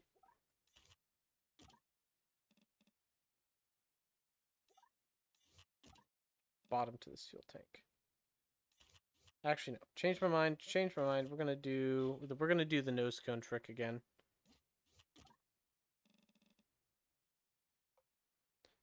Yep, we're going nose cone. 4, 4, and 0.5, 0.5. That actually looks pretty good. That looks pretty good. I have a lander, but I'm not sure if it's in the... Yeah, that's all right. We're just going to go with our own. That's fine. I appreciate it, Chris. Okay, so these on the sides will be our main fuel tanks here. 9, 3. So they are 3 meters in diameter. I'm going to make 4 of them. We also probably want some sort of fuel. Oh, man.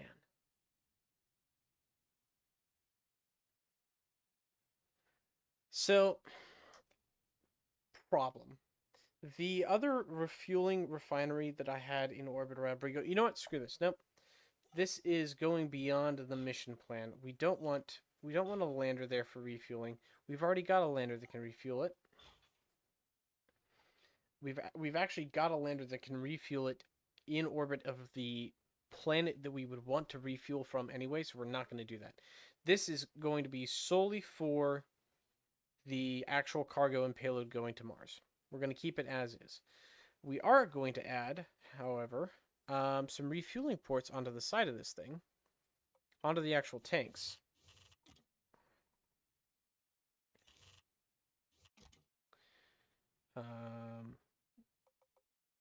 Two-way symmetry, and just tuck this in just a smidge.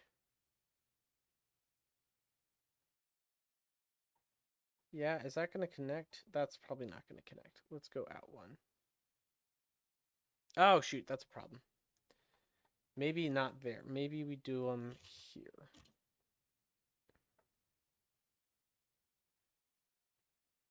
Yeah, okay, so we'll do those there. I'm going to paint them.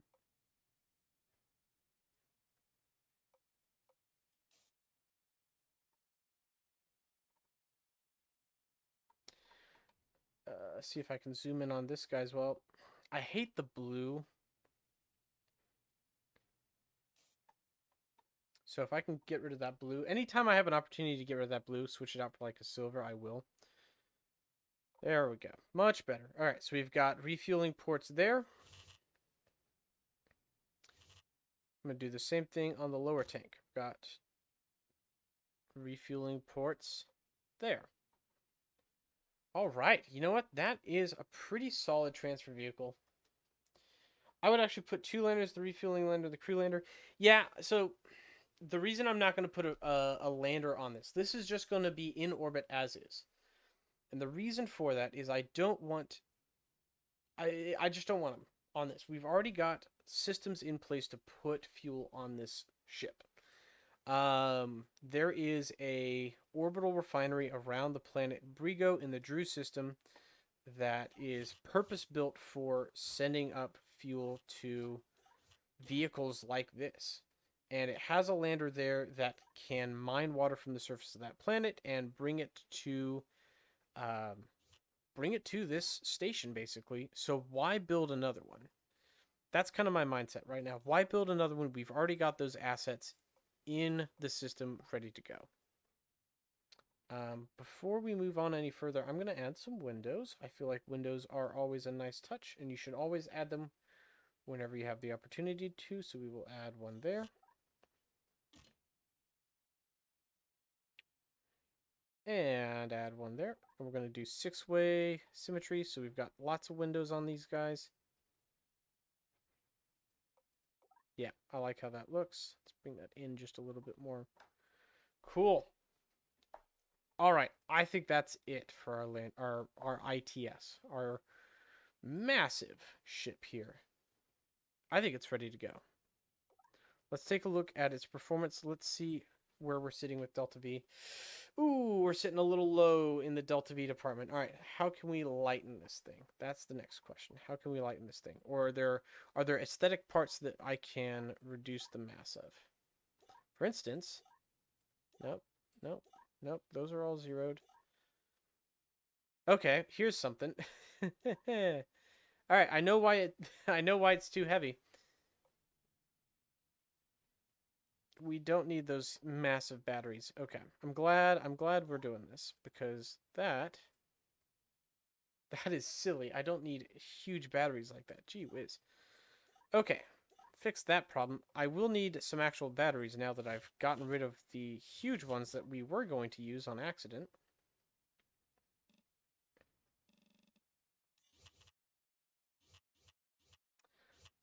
I was going to add them there, but you know what? I can actually add them here instead. Yeah, we'll do 6, but I'm going to make them fairly small.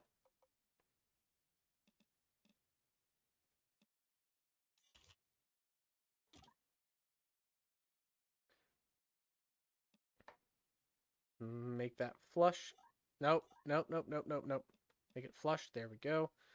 Yeah, about that small. Now we're going to tuck them in like that. Actually, how much? I can make this just a smidge smaller, right? Yep. And then bring that out like that. What if I did the same for here and here too? Same thing. That would actually add a nice little bit of detail to this.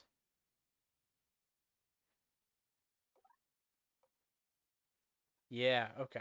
We're going to do this. So these will be our batteries right here, and we will connect them together. Cool. Good, good, good, good, good. And 6-way symmetry. Perfect. Look at that. Okay, so we got a nice little battery setup there. Let's go black with these, maybe? I kind of like how that looks. That doesn't look terrible. Reduce the weight of the crew modules. Yep, we have accomplished that. We've brought our Delta V back up into the normal operating band. That's much more reasonable. Let's see, what else can we add? Oh, you know what? I do know something we need to add. An airlock, which we're going to emulate, sort of. Sort of emulate here with this guy. Here's what we're going to do. So I've got that guy here. We're going to make this massless. This doesn't need to have any mass. This does not to be involved in physics at all. No gyroscope, no mass, nothing. Yep. We're going to make it huge, so it'll have a crew of 8, but then we're also going to scale it down. And you might be wondering why I'm doing this. Well, we're going to position this in such a way that it will serve as a airlock door, basically. That's what we're doing with this. So it's just aesthetic, except it'll allow us to actually have crew members on board this thing. Just like that. Okay. Look at that. So we've got a little airlock. I'm going to scoot this up.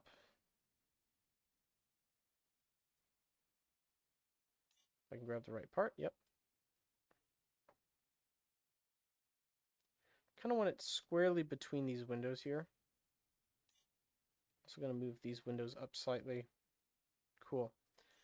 Let's rename this actually the airlock. So we can have our Drews, they'll dock, and then they can come in through this airlock here and board the craft. All right, we've got our crew on board, or at least space for crew. We should actually put a crew on this. Who would like to go on board this? I need some volunteers. I need some volunteers for brave astronauts. Who would like to go up? You know what? I have said for a long time that Boom was going to be an astronaut on one of these missions, so he's finally getting to do his day. Boom, you're an astronaut. Congratulations. If you're still here on the live stream, I want you to know that you're an astronaut now. Anyone else would like to be an astronaut? Now is your chance to volunteer. We will put you on the ITS.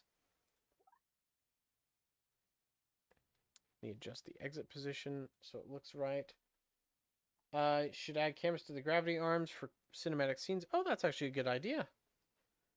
Yes, why not do that? But I'm going to add them to the bottom arm.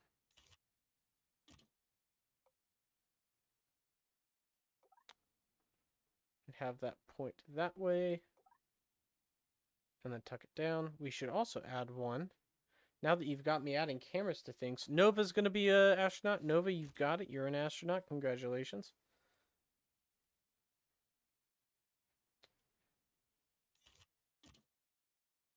Let's add a camera to the inside of this arm here. I bet that's going to make for some pretty cool shots. Cool.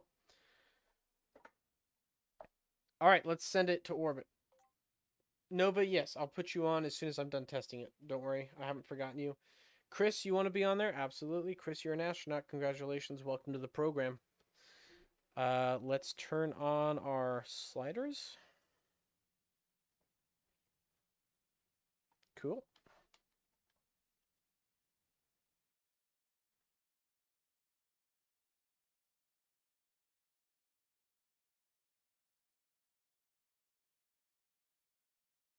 That makes a pretty cool shot.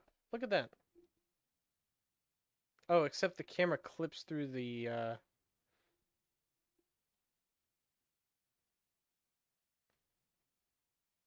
Here we go. Now we're going on the back side. Woo, you can see that ring swing past it. Here it comes again. Not bad. Not bad at all. I like that a lot. Peter Parker is going to be an astronaut. All right, Peter Parker's an astronaut. Yeah, put the camera on the arm. Yeah, Nova, we know. We actually did that calculation earlier, and we accidentally made these rings spin exactly fast enough to emulate Mars gravity. I don't know if it's Silero's gravity, but it is Mars's gravity, so you know what? I'm saying it was on purpose.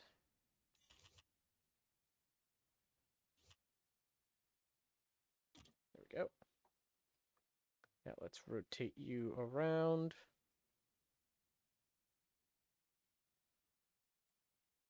And scoot you back. And then where was that other one? There was one other one.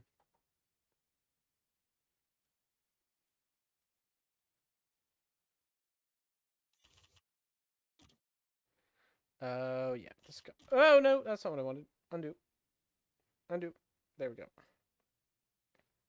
Cool. So we got the cameras back on there. All right. Who else? We said Chris, Nova, and Peter Parker are going to be astronauts, right? On top of Boom. We got 4 astronauts. I think 4 is a good crew. We could technically do more, but I think 4 is a good crew for now. So we'll do Chris. I'm using the shortened version of your name that you gave me from before. I do not know how to type Cyrillic into SimpleRockets 2's text boxes, so we'll just have to do that. Nova Aerospace, and Peter Parker. Boom. We have 4 brave astronauts on the space station. Not the space station. Ah, crap. Now I'm saying space station. It's not a space station. On the ITS. I think this thing's ready to go, guys. You want to give it a test run? A test flight? Want to see where this can take us? I kind of want to. You know? Let's do it. I'm going to bump up our thrust a little bit here. 9,000 meters per second is still plenty. Okay, you know what? We'll name you properly here, Christian. Remove. There he is.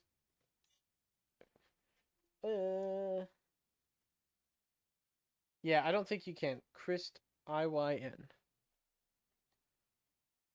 I-Y-N. Y-A-N. There we go. All right. A slightly more proper name for you there. Let's give it a test run, guys. I think it's time. I think it's ready to go. So you still got 9,000 meters per second of delta V on this thing. It is a big ship. Can move a lot of weight around.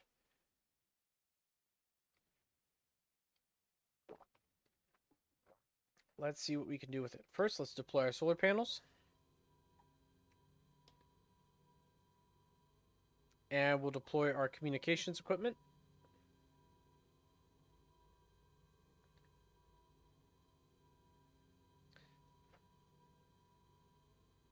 Man, that solar panel takes a long time to deploy. I guess it makes sense why it would, but still, that's a long deployment.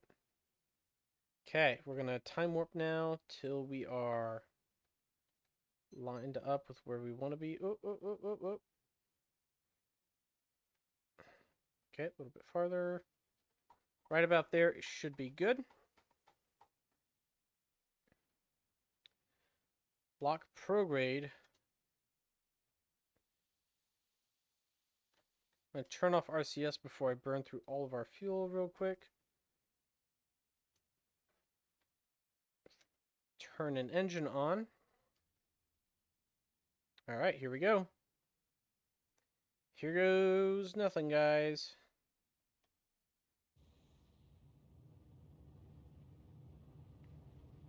We do need a name for the ITS. Yes, I'm going to leave that up to you guys. Come up with a name for the ship. What do I think is good Delta V? Well, I designed it to have enough Delta V to make one trip to and from Silero with 150 tons. So, you know, basically enough to make one trip to whatever celestial body with whatever your payload is. For this guy, that is 9,000 Delta V currently with the payload we have right now. But we can make it a little heavier and still get that Delta V requirement. If you're doing an interplanetary transfer vehicle from Drew to Silero, I would say you want at least 5,000. At least 5,000. This one has 9,000, and I think that's a fair amount for what we're going for. I've also noticed a couple of times now that the game has lagged because one of these other satellites has come within physics range of our ship as we were passing by. Not close, but within 10 kilometers of our ship. Which is, I mean, that's fairly close. Like right there where, yeah, it's almost a little nerve-wracking. There's a lot of satellites in orbit. Exodus 1, yeah, I don't know. Biblical names seem a little played out in the sci-fi genre. But we'll keep that in the running. Exodus 1 doesn't sound terrible. How are we doing for our fuel efficiency so far? We've only used 500 meters per second. That's good. Avernus, Starseeker, Vesta, Antinar, Star Clipper, Stardust. Okay. Those are a couple of good ones. What does Avernus mean? Is that a Latin? It's not English. Could be Latin. I'm gonna guess that's a Latin word. We'll put it up to a vote. We'll get a couple of different suggestions, and we'll put it up to a vote. See what the crowd thinks.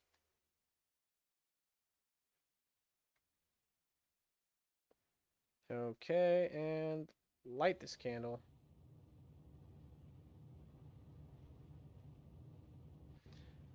We have a whopping huge delta V of 0.12. That's crazy.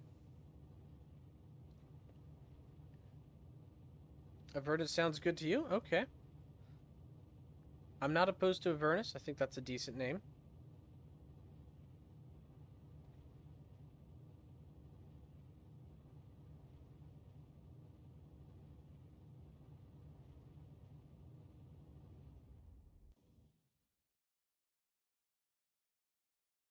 But what does Avernus mean? It's a crater in Italy. Okay.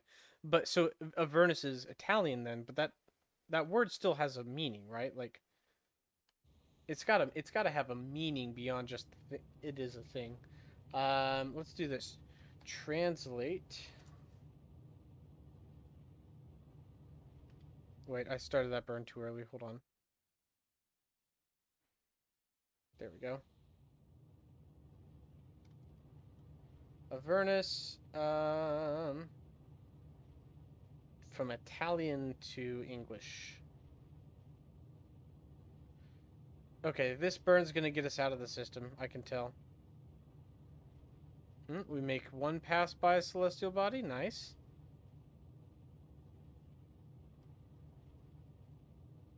Oh, another pass. Another pass.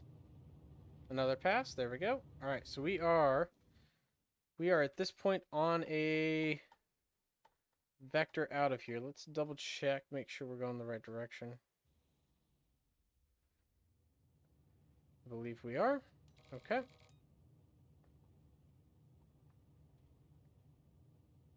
Oh, we should have targeted Silo, probably. Alright, that's looking good so far. Still have plenty of Delta V. Actually have a decent thrust to weight ratio as of right now. Gonna really tilt this sucker up, though.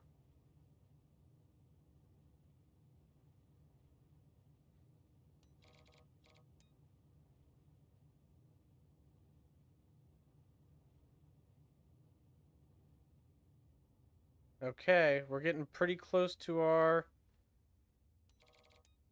intercept now. Approach. Getting pretty close, guys. There it is. Oh, let's go. Let's go. We are en route.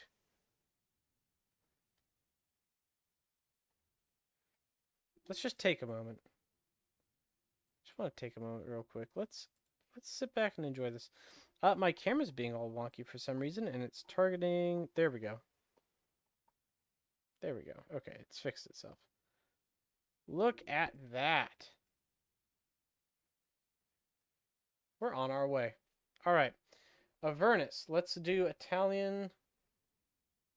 I haven't looked at the chat in a second, so if you guys have already told me what it means, then I've missed it. Translate from Latin? Nope. Okay. Literally doesn't have a definition according to Google Translate. I guess I was wrong.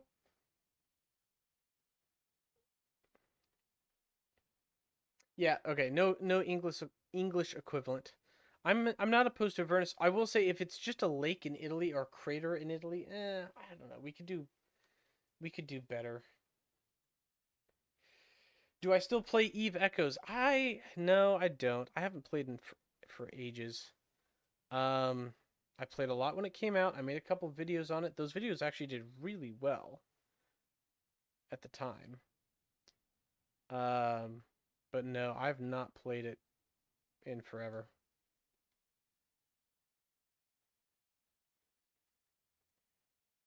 Okay.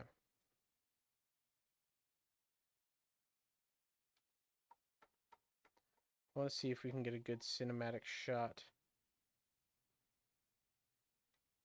of us departing.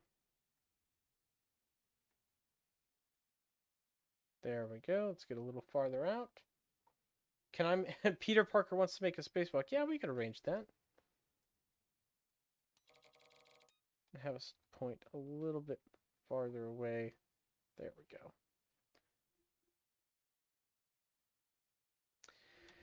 Yeah, I mean, I play. So look, I played Eve Echoes a lot when it came out.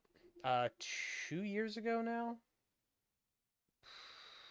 almost 2 years ago now. Made a couple videos on it. Was pretty successful. I got in with a in-game company. Um, Participated in a couple pretty big battles in it. It was fun. It was fun, but it it got old with me pretty quick, and I don't know if I'm gonna come back to it. Maybe, but it's just it was fun for a little bit, but it's really not the kind of game that I enjoy as much. Let's rotate. I want to get this airlock exposed. There we go. Okay. Peter Parker's making a spacewalk, huh? All right. Peter Parker, your spacewalk is commencing. Welcome to the vacuum.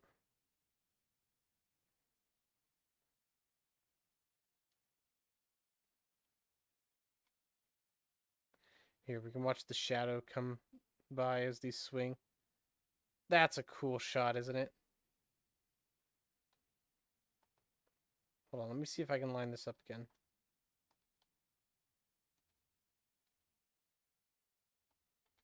Okay. That's a pretty cool shot, I'm not gonna lie. That's kind of awesome. The way the shadow is like sandwiched between the two there. Yeah, Elite Dangerous I play a ton still. Um, Elite Dangerous stands as a very fun game to this day.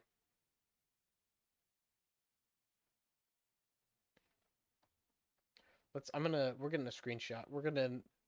I don't know if this will be the thumbnail, but this is still just a fun picture. Save. Peter Parker Spacewalk.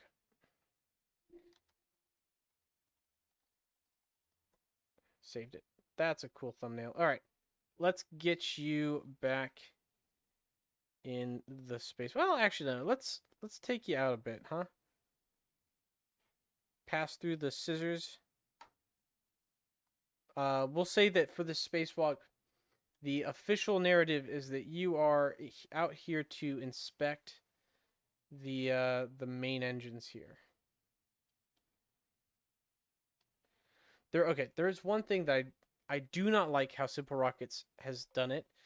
The way they handle like the EVA movement controls compared to Kerbal Space Program is really bad. I do not like the EVA controls. Look at that. We're like floating by so slowly. And yet our rocket is careening away from our home planet. It's kind of crazy to think about how fast we're actually traveling right now. Like, yeah, sure, I'm barely like creeping along the side of these fuel tanks. But in reality, we're moving at thousands of meters per second. Okay. We're gonna move out and away from these swinging bars of death so as not to get caught in them.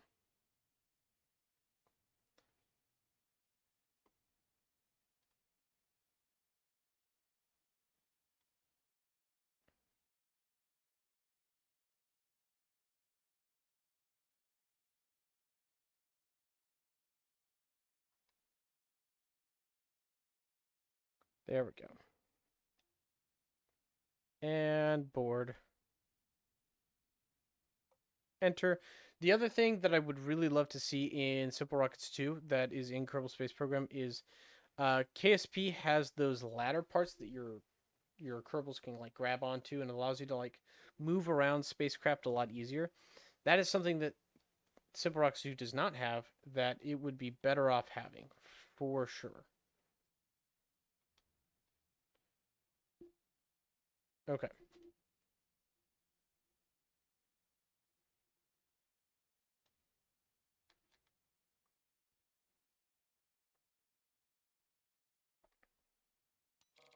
I'm gonna have this rotated a bit. This is all. What I'm doing right now is I'm getting the thumbnail for this stream.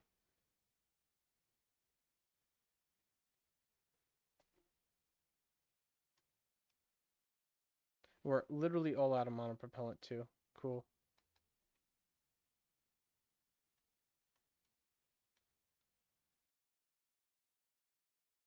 Why is this swinging so much? What is going on? Well, yeah, I mean,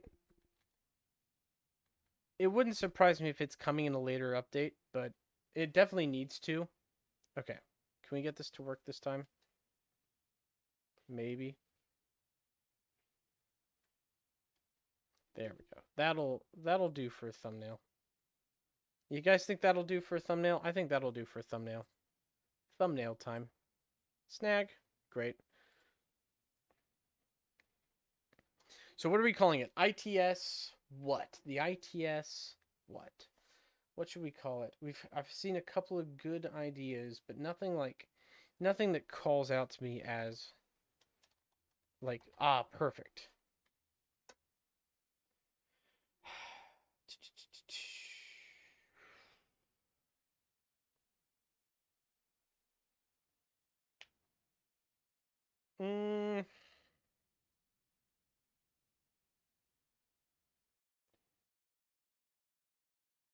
You know, we could do something like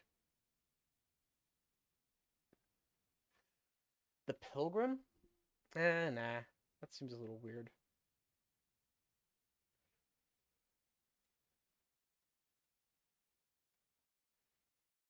Always open for suggestion. ITS, the series, Ceres? Ceres? Yeah, that's a decent one.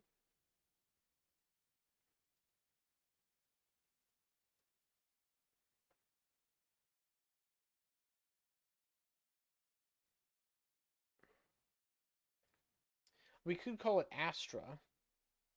So Astrius, yeah. Plants and astrology.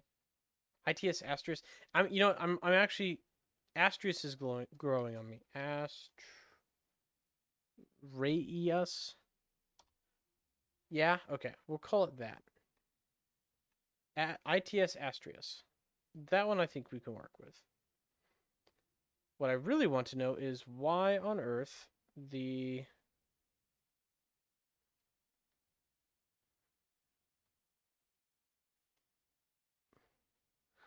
like what the heck is going on with this? Why is this spinning out of control so easily? Oh, you know what? Hold on. There we go.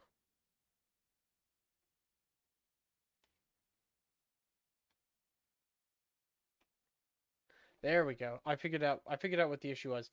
I wasn't controlling the ship. I was still like I was basically using this as a control point, but that's not a control point. So that's where it is. That's what the issue was.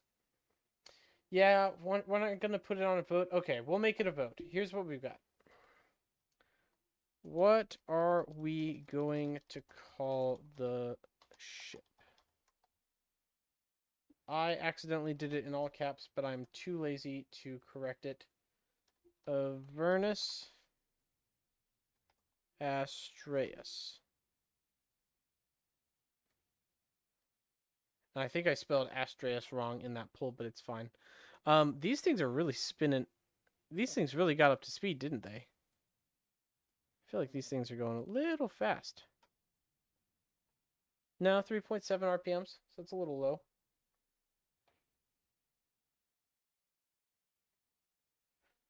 Got one vote for Avernus. We got a couple more people need to vote. Come on, couple more guys vote.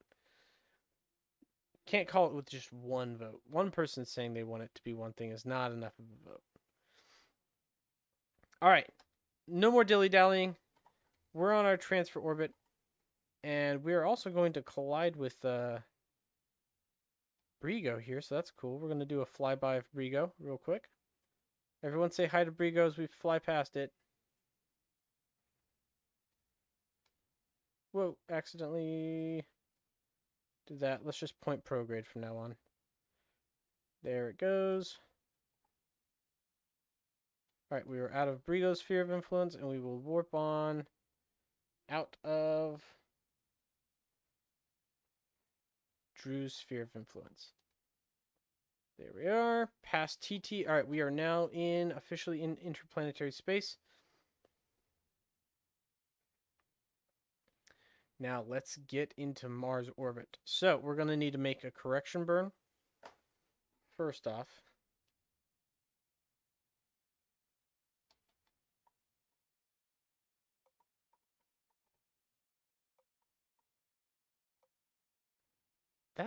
We're not too far off though. So let's add another maneuver here. Wait, wrong. That might have been the wrong orbit line. Yep, I keep clicking on the wrong orbit line here.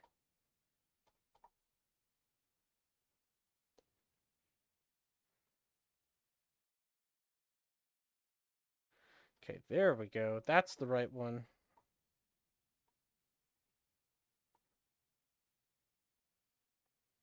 Okay.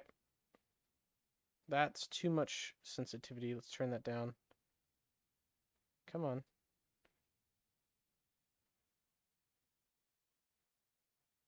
Come on, a little closer. That is still too much sensitivity. Way down. Let's turn it way down now. There we go.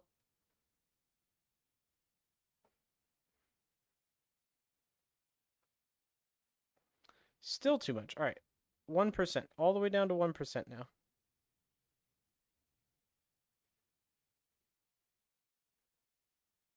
Cool. 211 kilometers, 21 meter per second burn. That's nothing. Easy.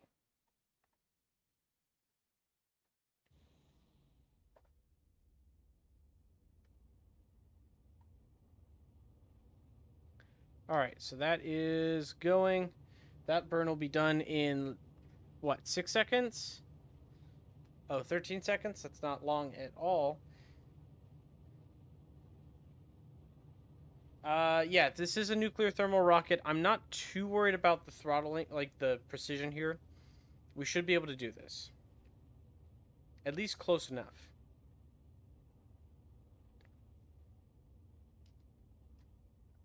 Because the game does a pretty good job of integrating the throttle times.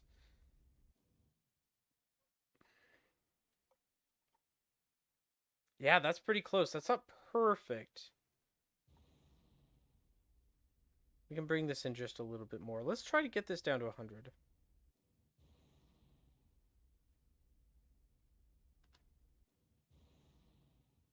Kilometer orbit around Silero. That's pretty good, and it's a pretty solid inclination too. We're close to 0% inclination. All right, let's time warp forward and see what it looks like. There's Silero off in the distance. Let's watch it approach.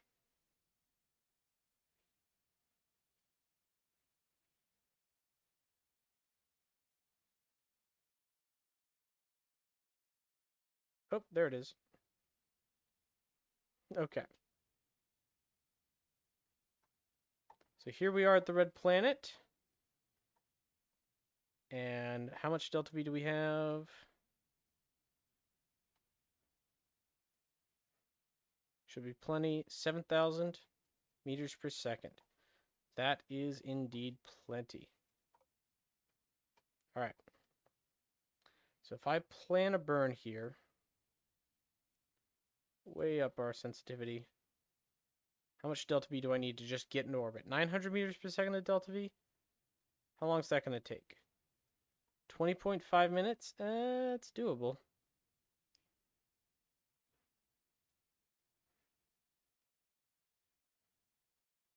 Okay, circular orbit is going to take 1,600 meters per second of delta V. Lock, send it.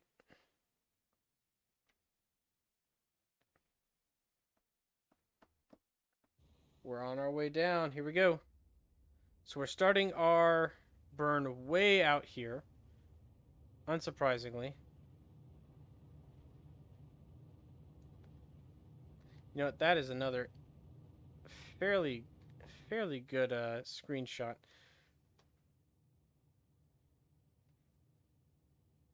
That's another thumbnail-worthy picture right there. So, we're calling this the ITS Avernus now, huh? That seems to be what the vote says. 100% for Avernus.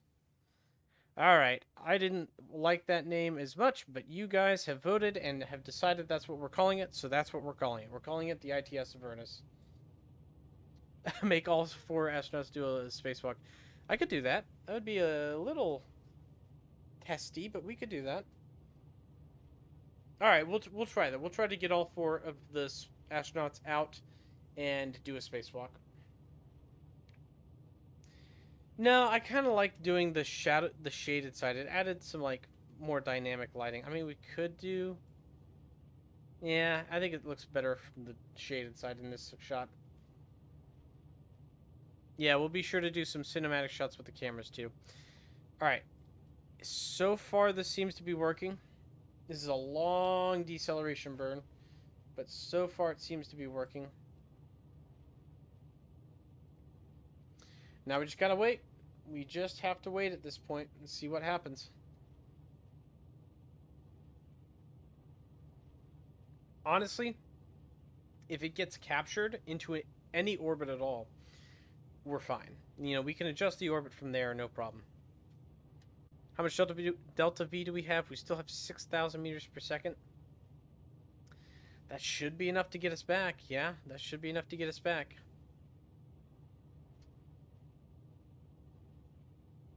We might need a refueling station around Silero. We might need one. So, oh, also, we've got this beautiful little constellation. Look at this. Look at this constellation. Look how pretty this orbit is. It's almost perfect. Not quite, but it's almost perfect. All right, I'm going to kill the throttle because we are... we're losing altitude now because of the way this plan burn's shaped up. But that's okay, because what we're going to do is we're going to correct our altitude real quick with a very brief burn at apoapsis.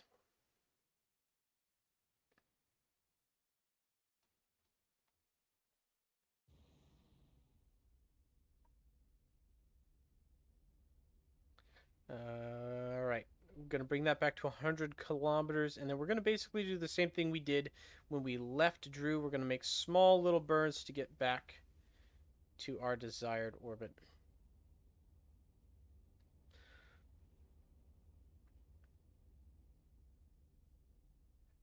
Okay, 100.9, that's pretty good. We'll go retrograde now.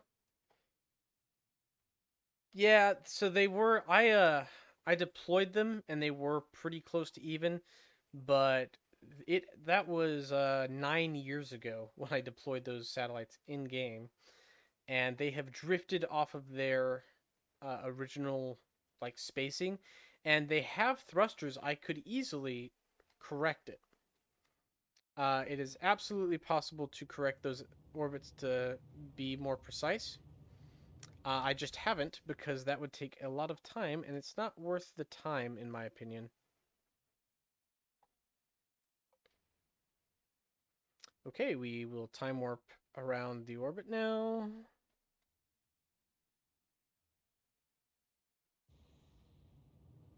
Down we go.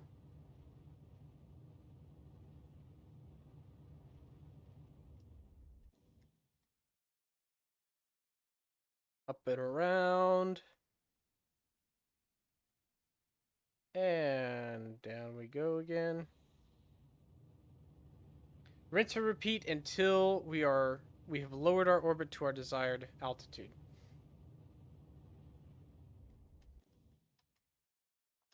How many times are they going to stay? How many orbits? Like, how long are they going to be at Siler? Well, that's a great question. There is no hard set time for how long this mission will be. At some point, we'll bring them back. I don't know. Not in this live stream. You guys are going to be... This is a long-term, long-duration mission, we're calling it.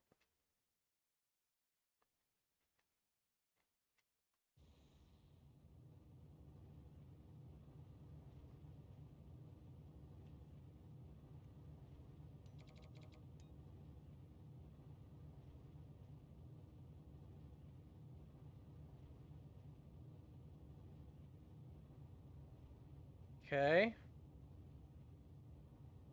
Almost there, almost there, almost there. Okay, that is starting to drop our apoapsis or periapsis. Let's go around one more time.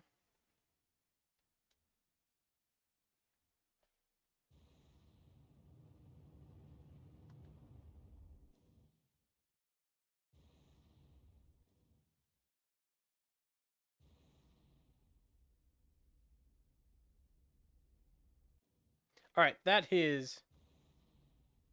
a pretty close to circular orbit, I gotta say.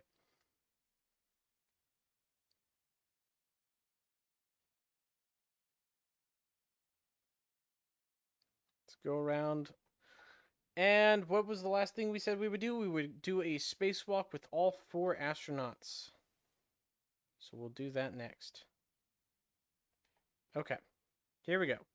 Spacewalk time. Let's get it on. We need to get all 4 of them out of the module. So my first question is, where is the airlock? There's the airlock. Come back here, airlock.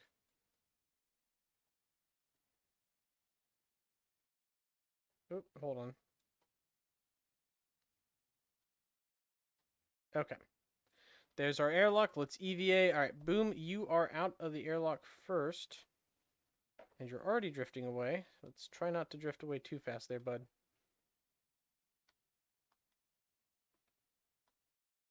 So here's what we're going to do. I'm going to set this as a target and bring up that. I literally can't. I don't have fine enough control over my velocity at this point.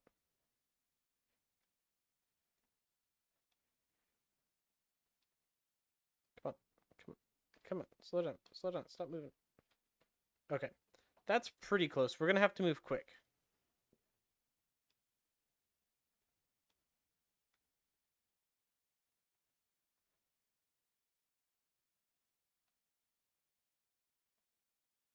This is actually going to be fairly. I'm realizing now this is going to be pretty difficult.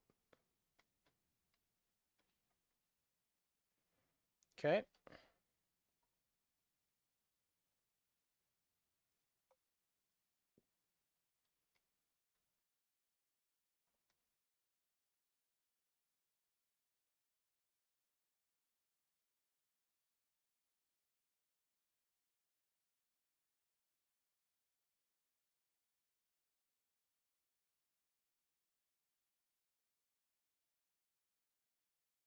Okay, that's 3.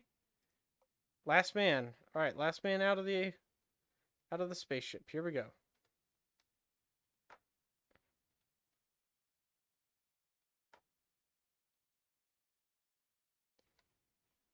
This is really, really hard, guys. I'm struggling here.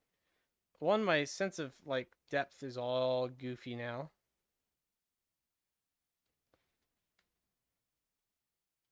Two, there's no way these astronauts are all facing. Well, they're kind of close, actually. Not gonna lie, that's not terrible. Okay, let's take control of you, and see if I can't line you guys up better.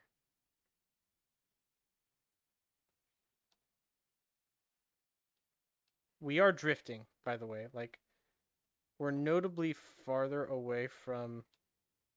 Yeah, we're drifting. Shoot, shoot, they're drifting. Ah, shoot, this is not going well. Oh no. Oh no, they're all facing the wrong direction. Okay, let's have them just look at the sun. Everyone look at the sun. Doesn't matter where you are at this point, just everyone look at the sun. Your sun visors will protect you. Don't complain.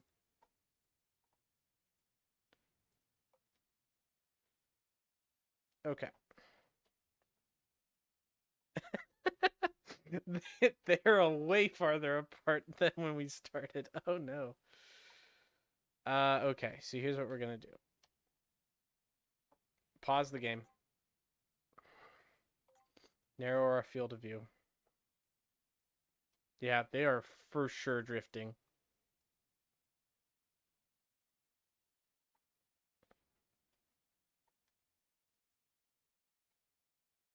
But you know what? That is not a terrible photo, ain't it?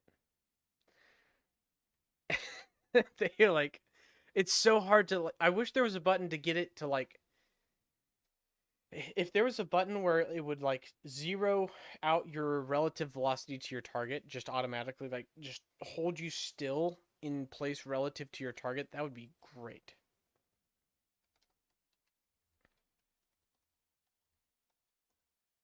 All right, that's a pretty neat screenshot. Hooks. Well, yeah, but the hooks are worse. They throw you like all over the place. I I kind of like the hooks, but I also really don't like the hooks. So we're just doing it. We're doing it with the jetpacks. All right, everyone, go back to the module.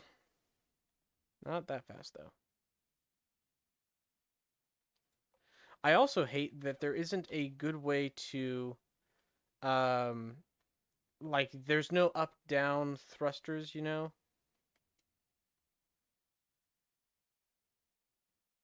it's just sideways and forwards, which is like actually awful. Okay, Nova, you're up. Yeah, the whole crew has drifted way outside of the safe bounds of the spacewalk area, but that's okay.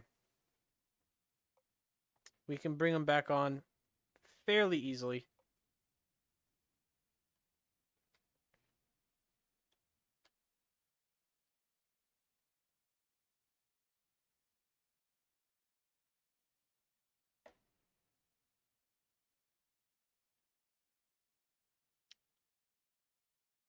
That's another cool screenshot right there. Let's grab that one too. Hook everyone in the time warp, and they will hold still in place. I could do that. Yeah, I guess I could. All right. Let's actually. We're getting a little far away from where we want to be right now.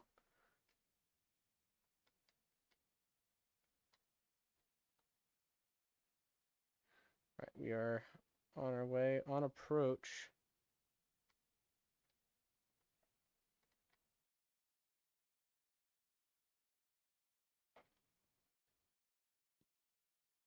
Whoops, we have embedded our face into the side of the capsule, but that's okay. Because, hey, look at this.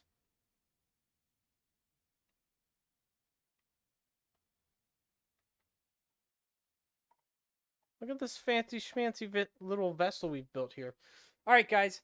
I think that's going to do it for the live stream. We have built our interplanetary transport system. We have launched our crew to Mars, excuse me, successfully.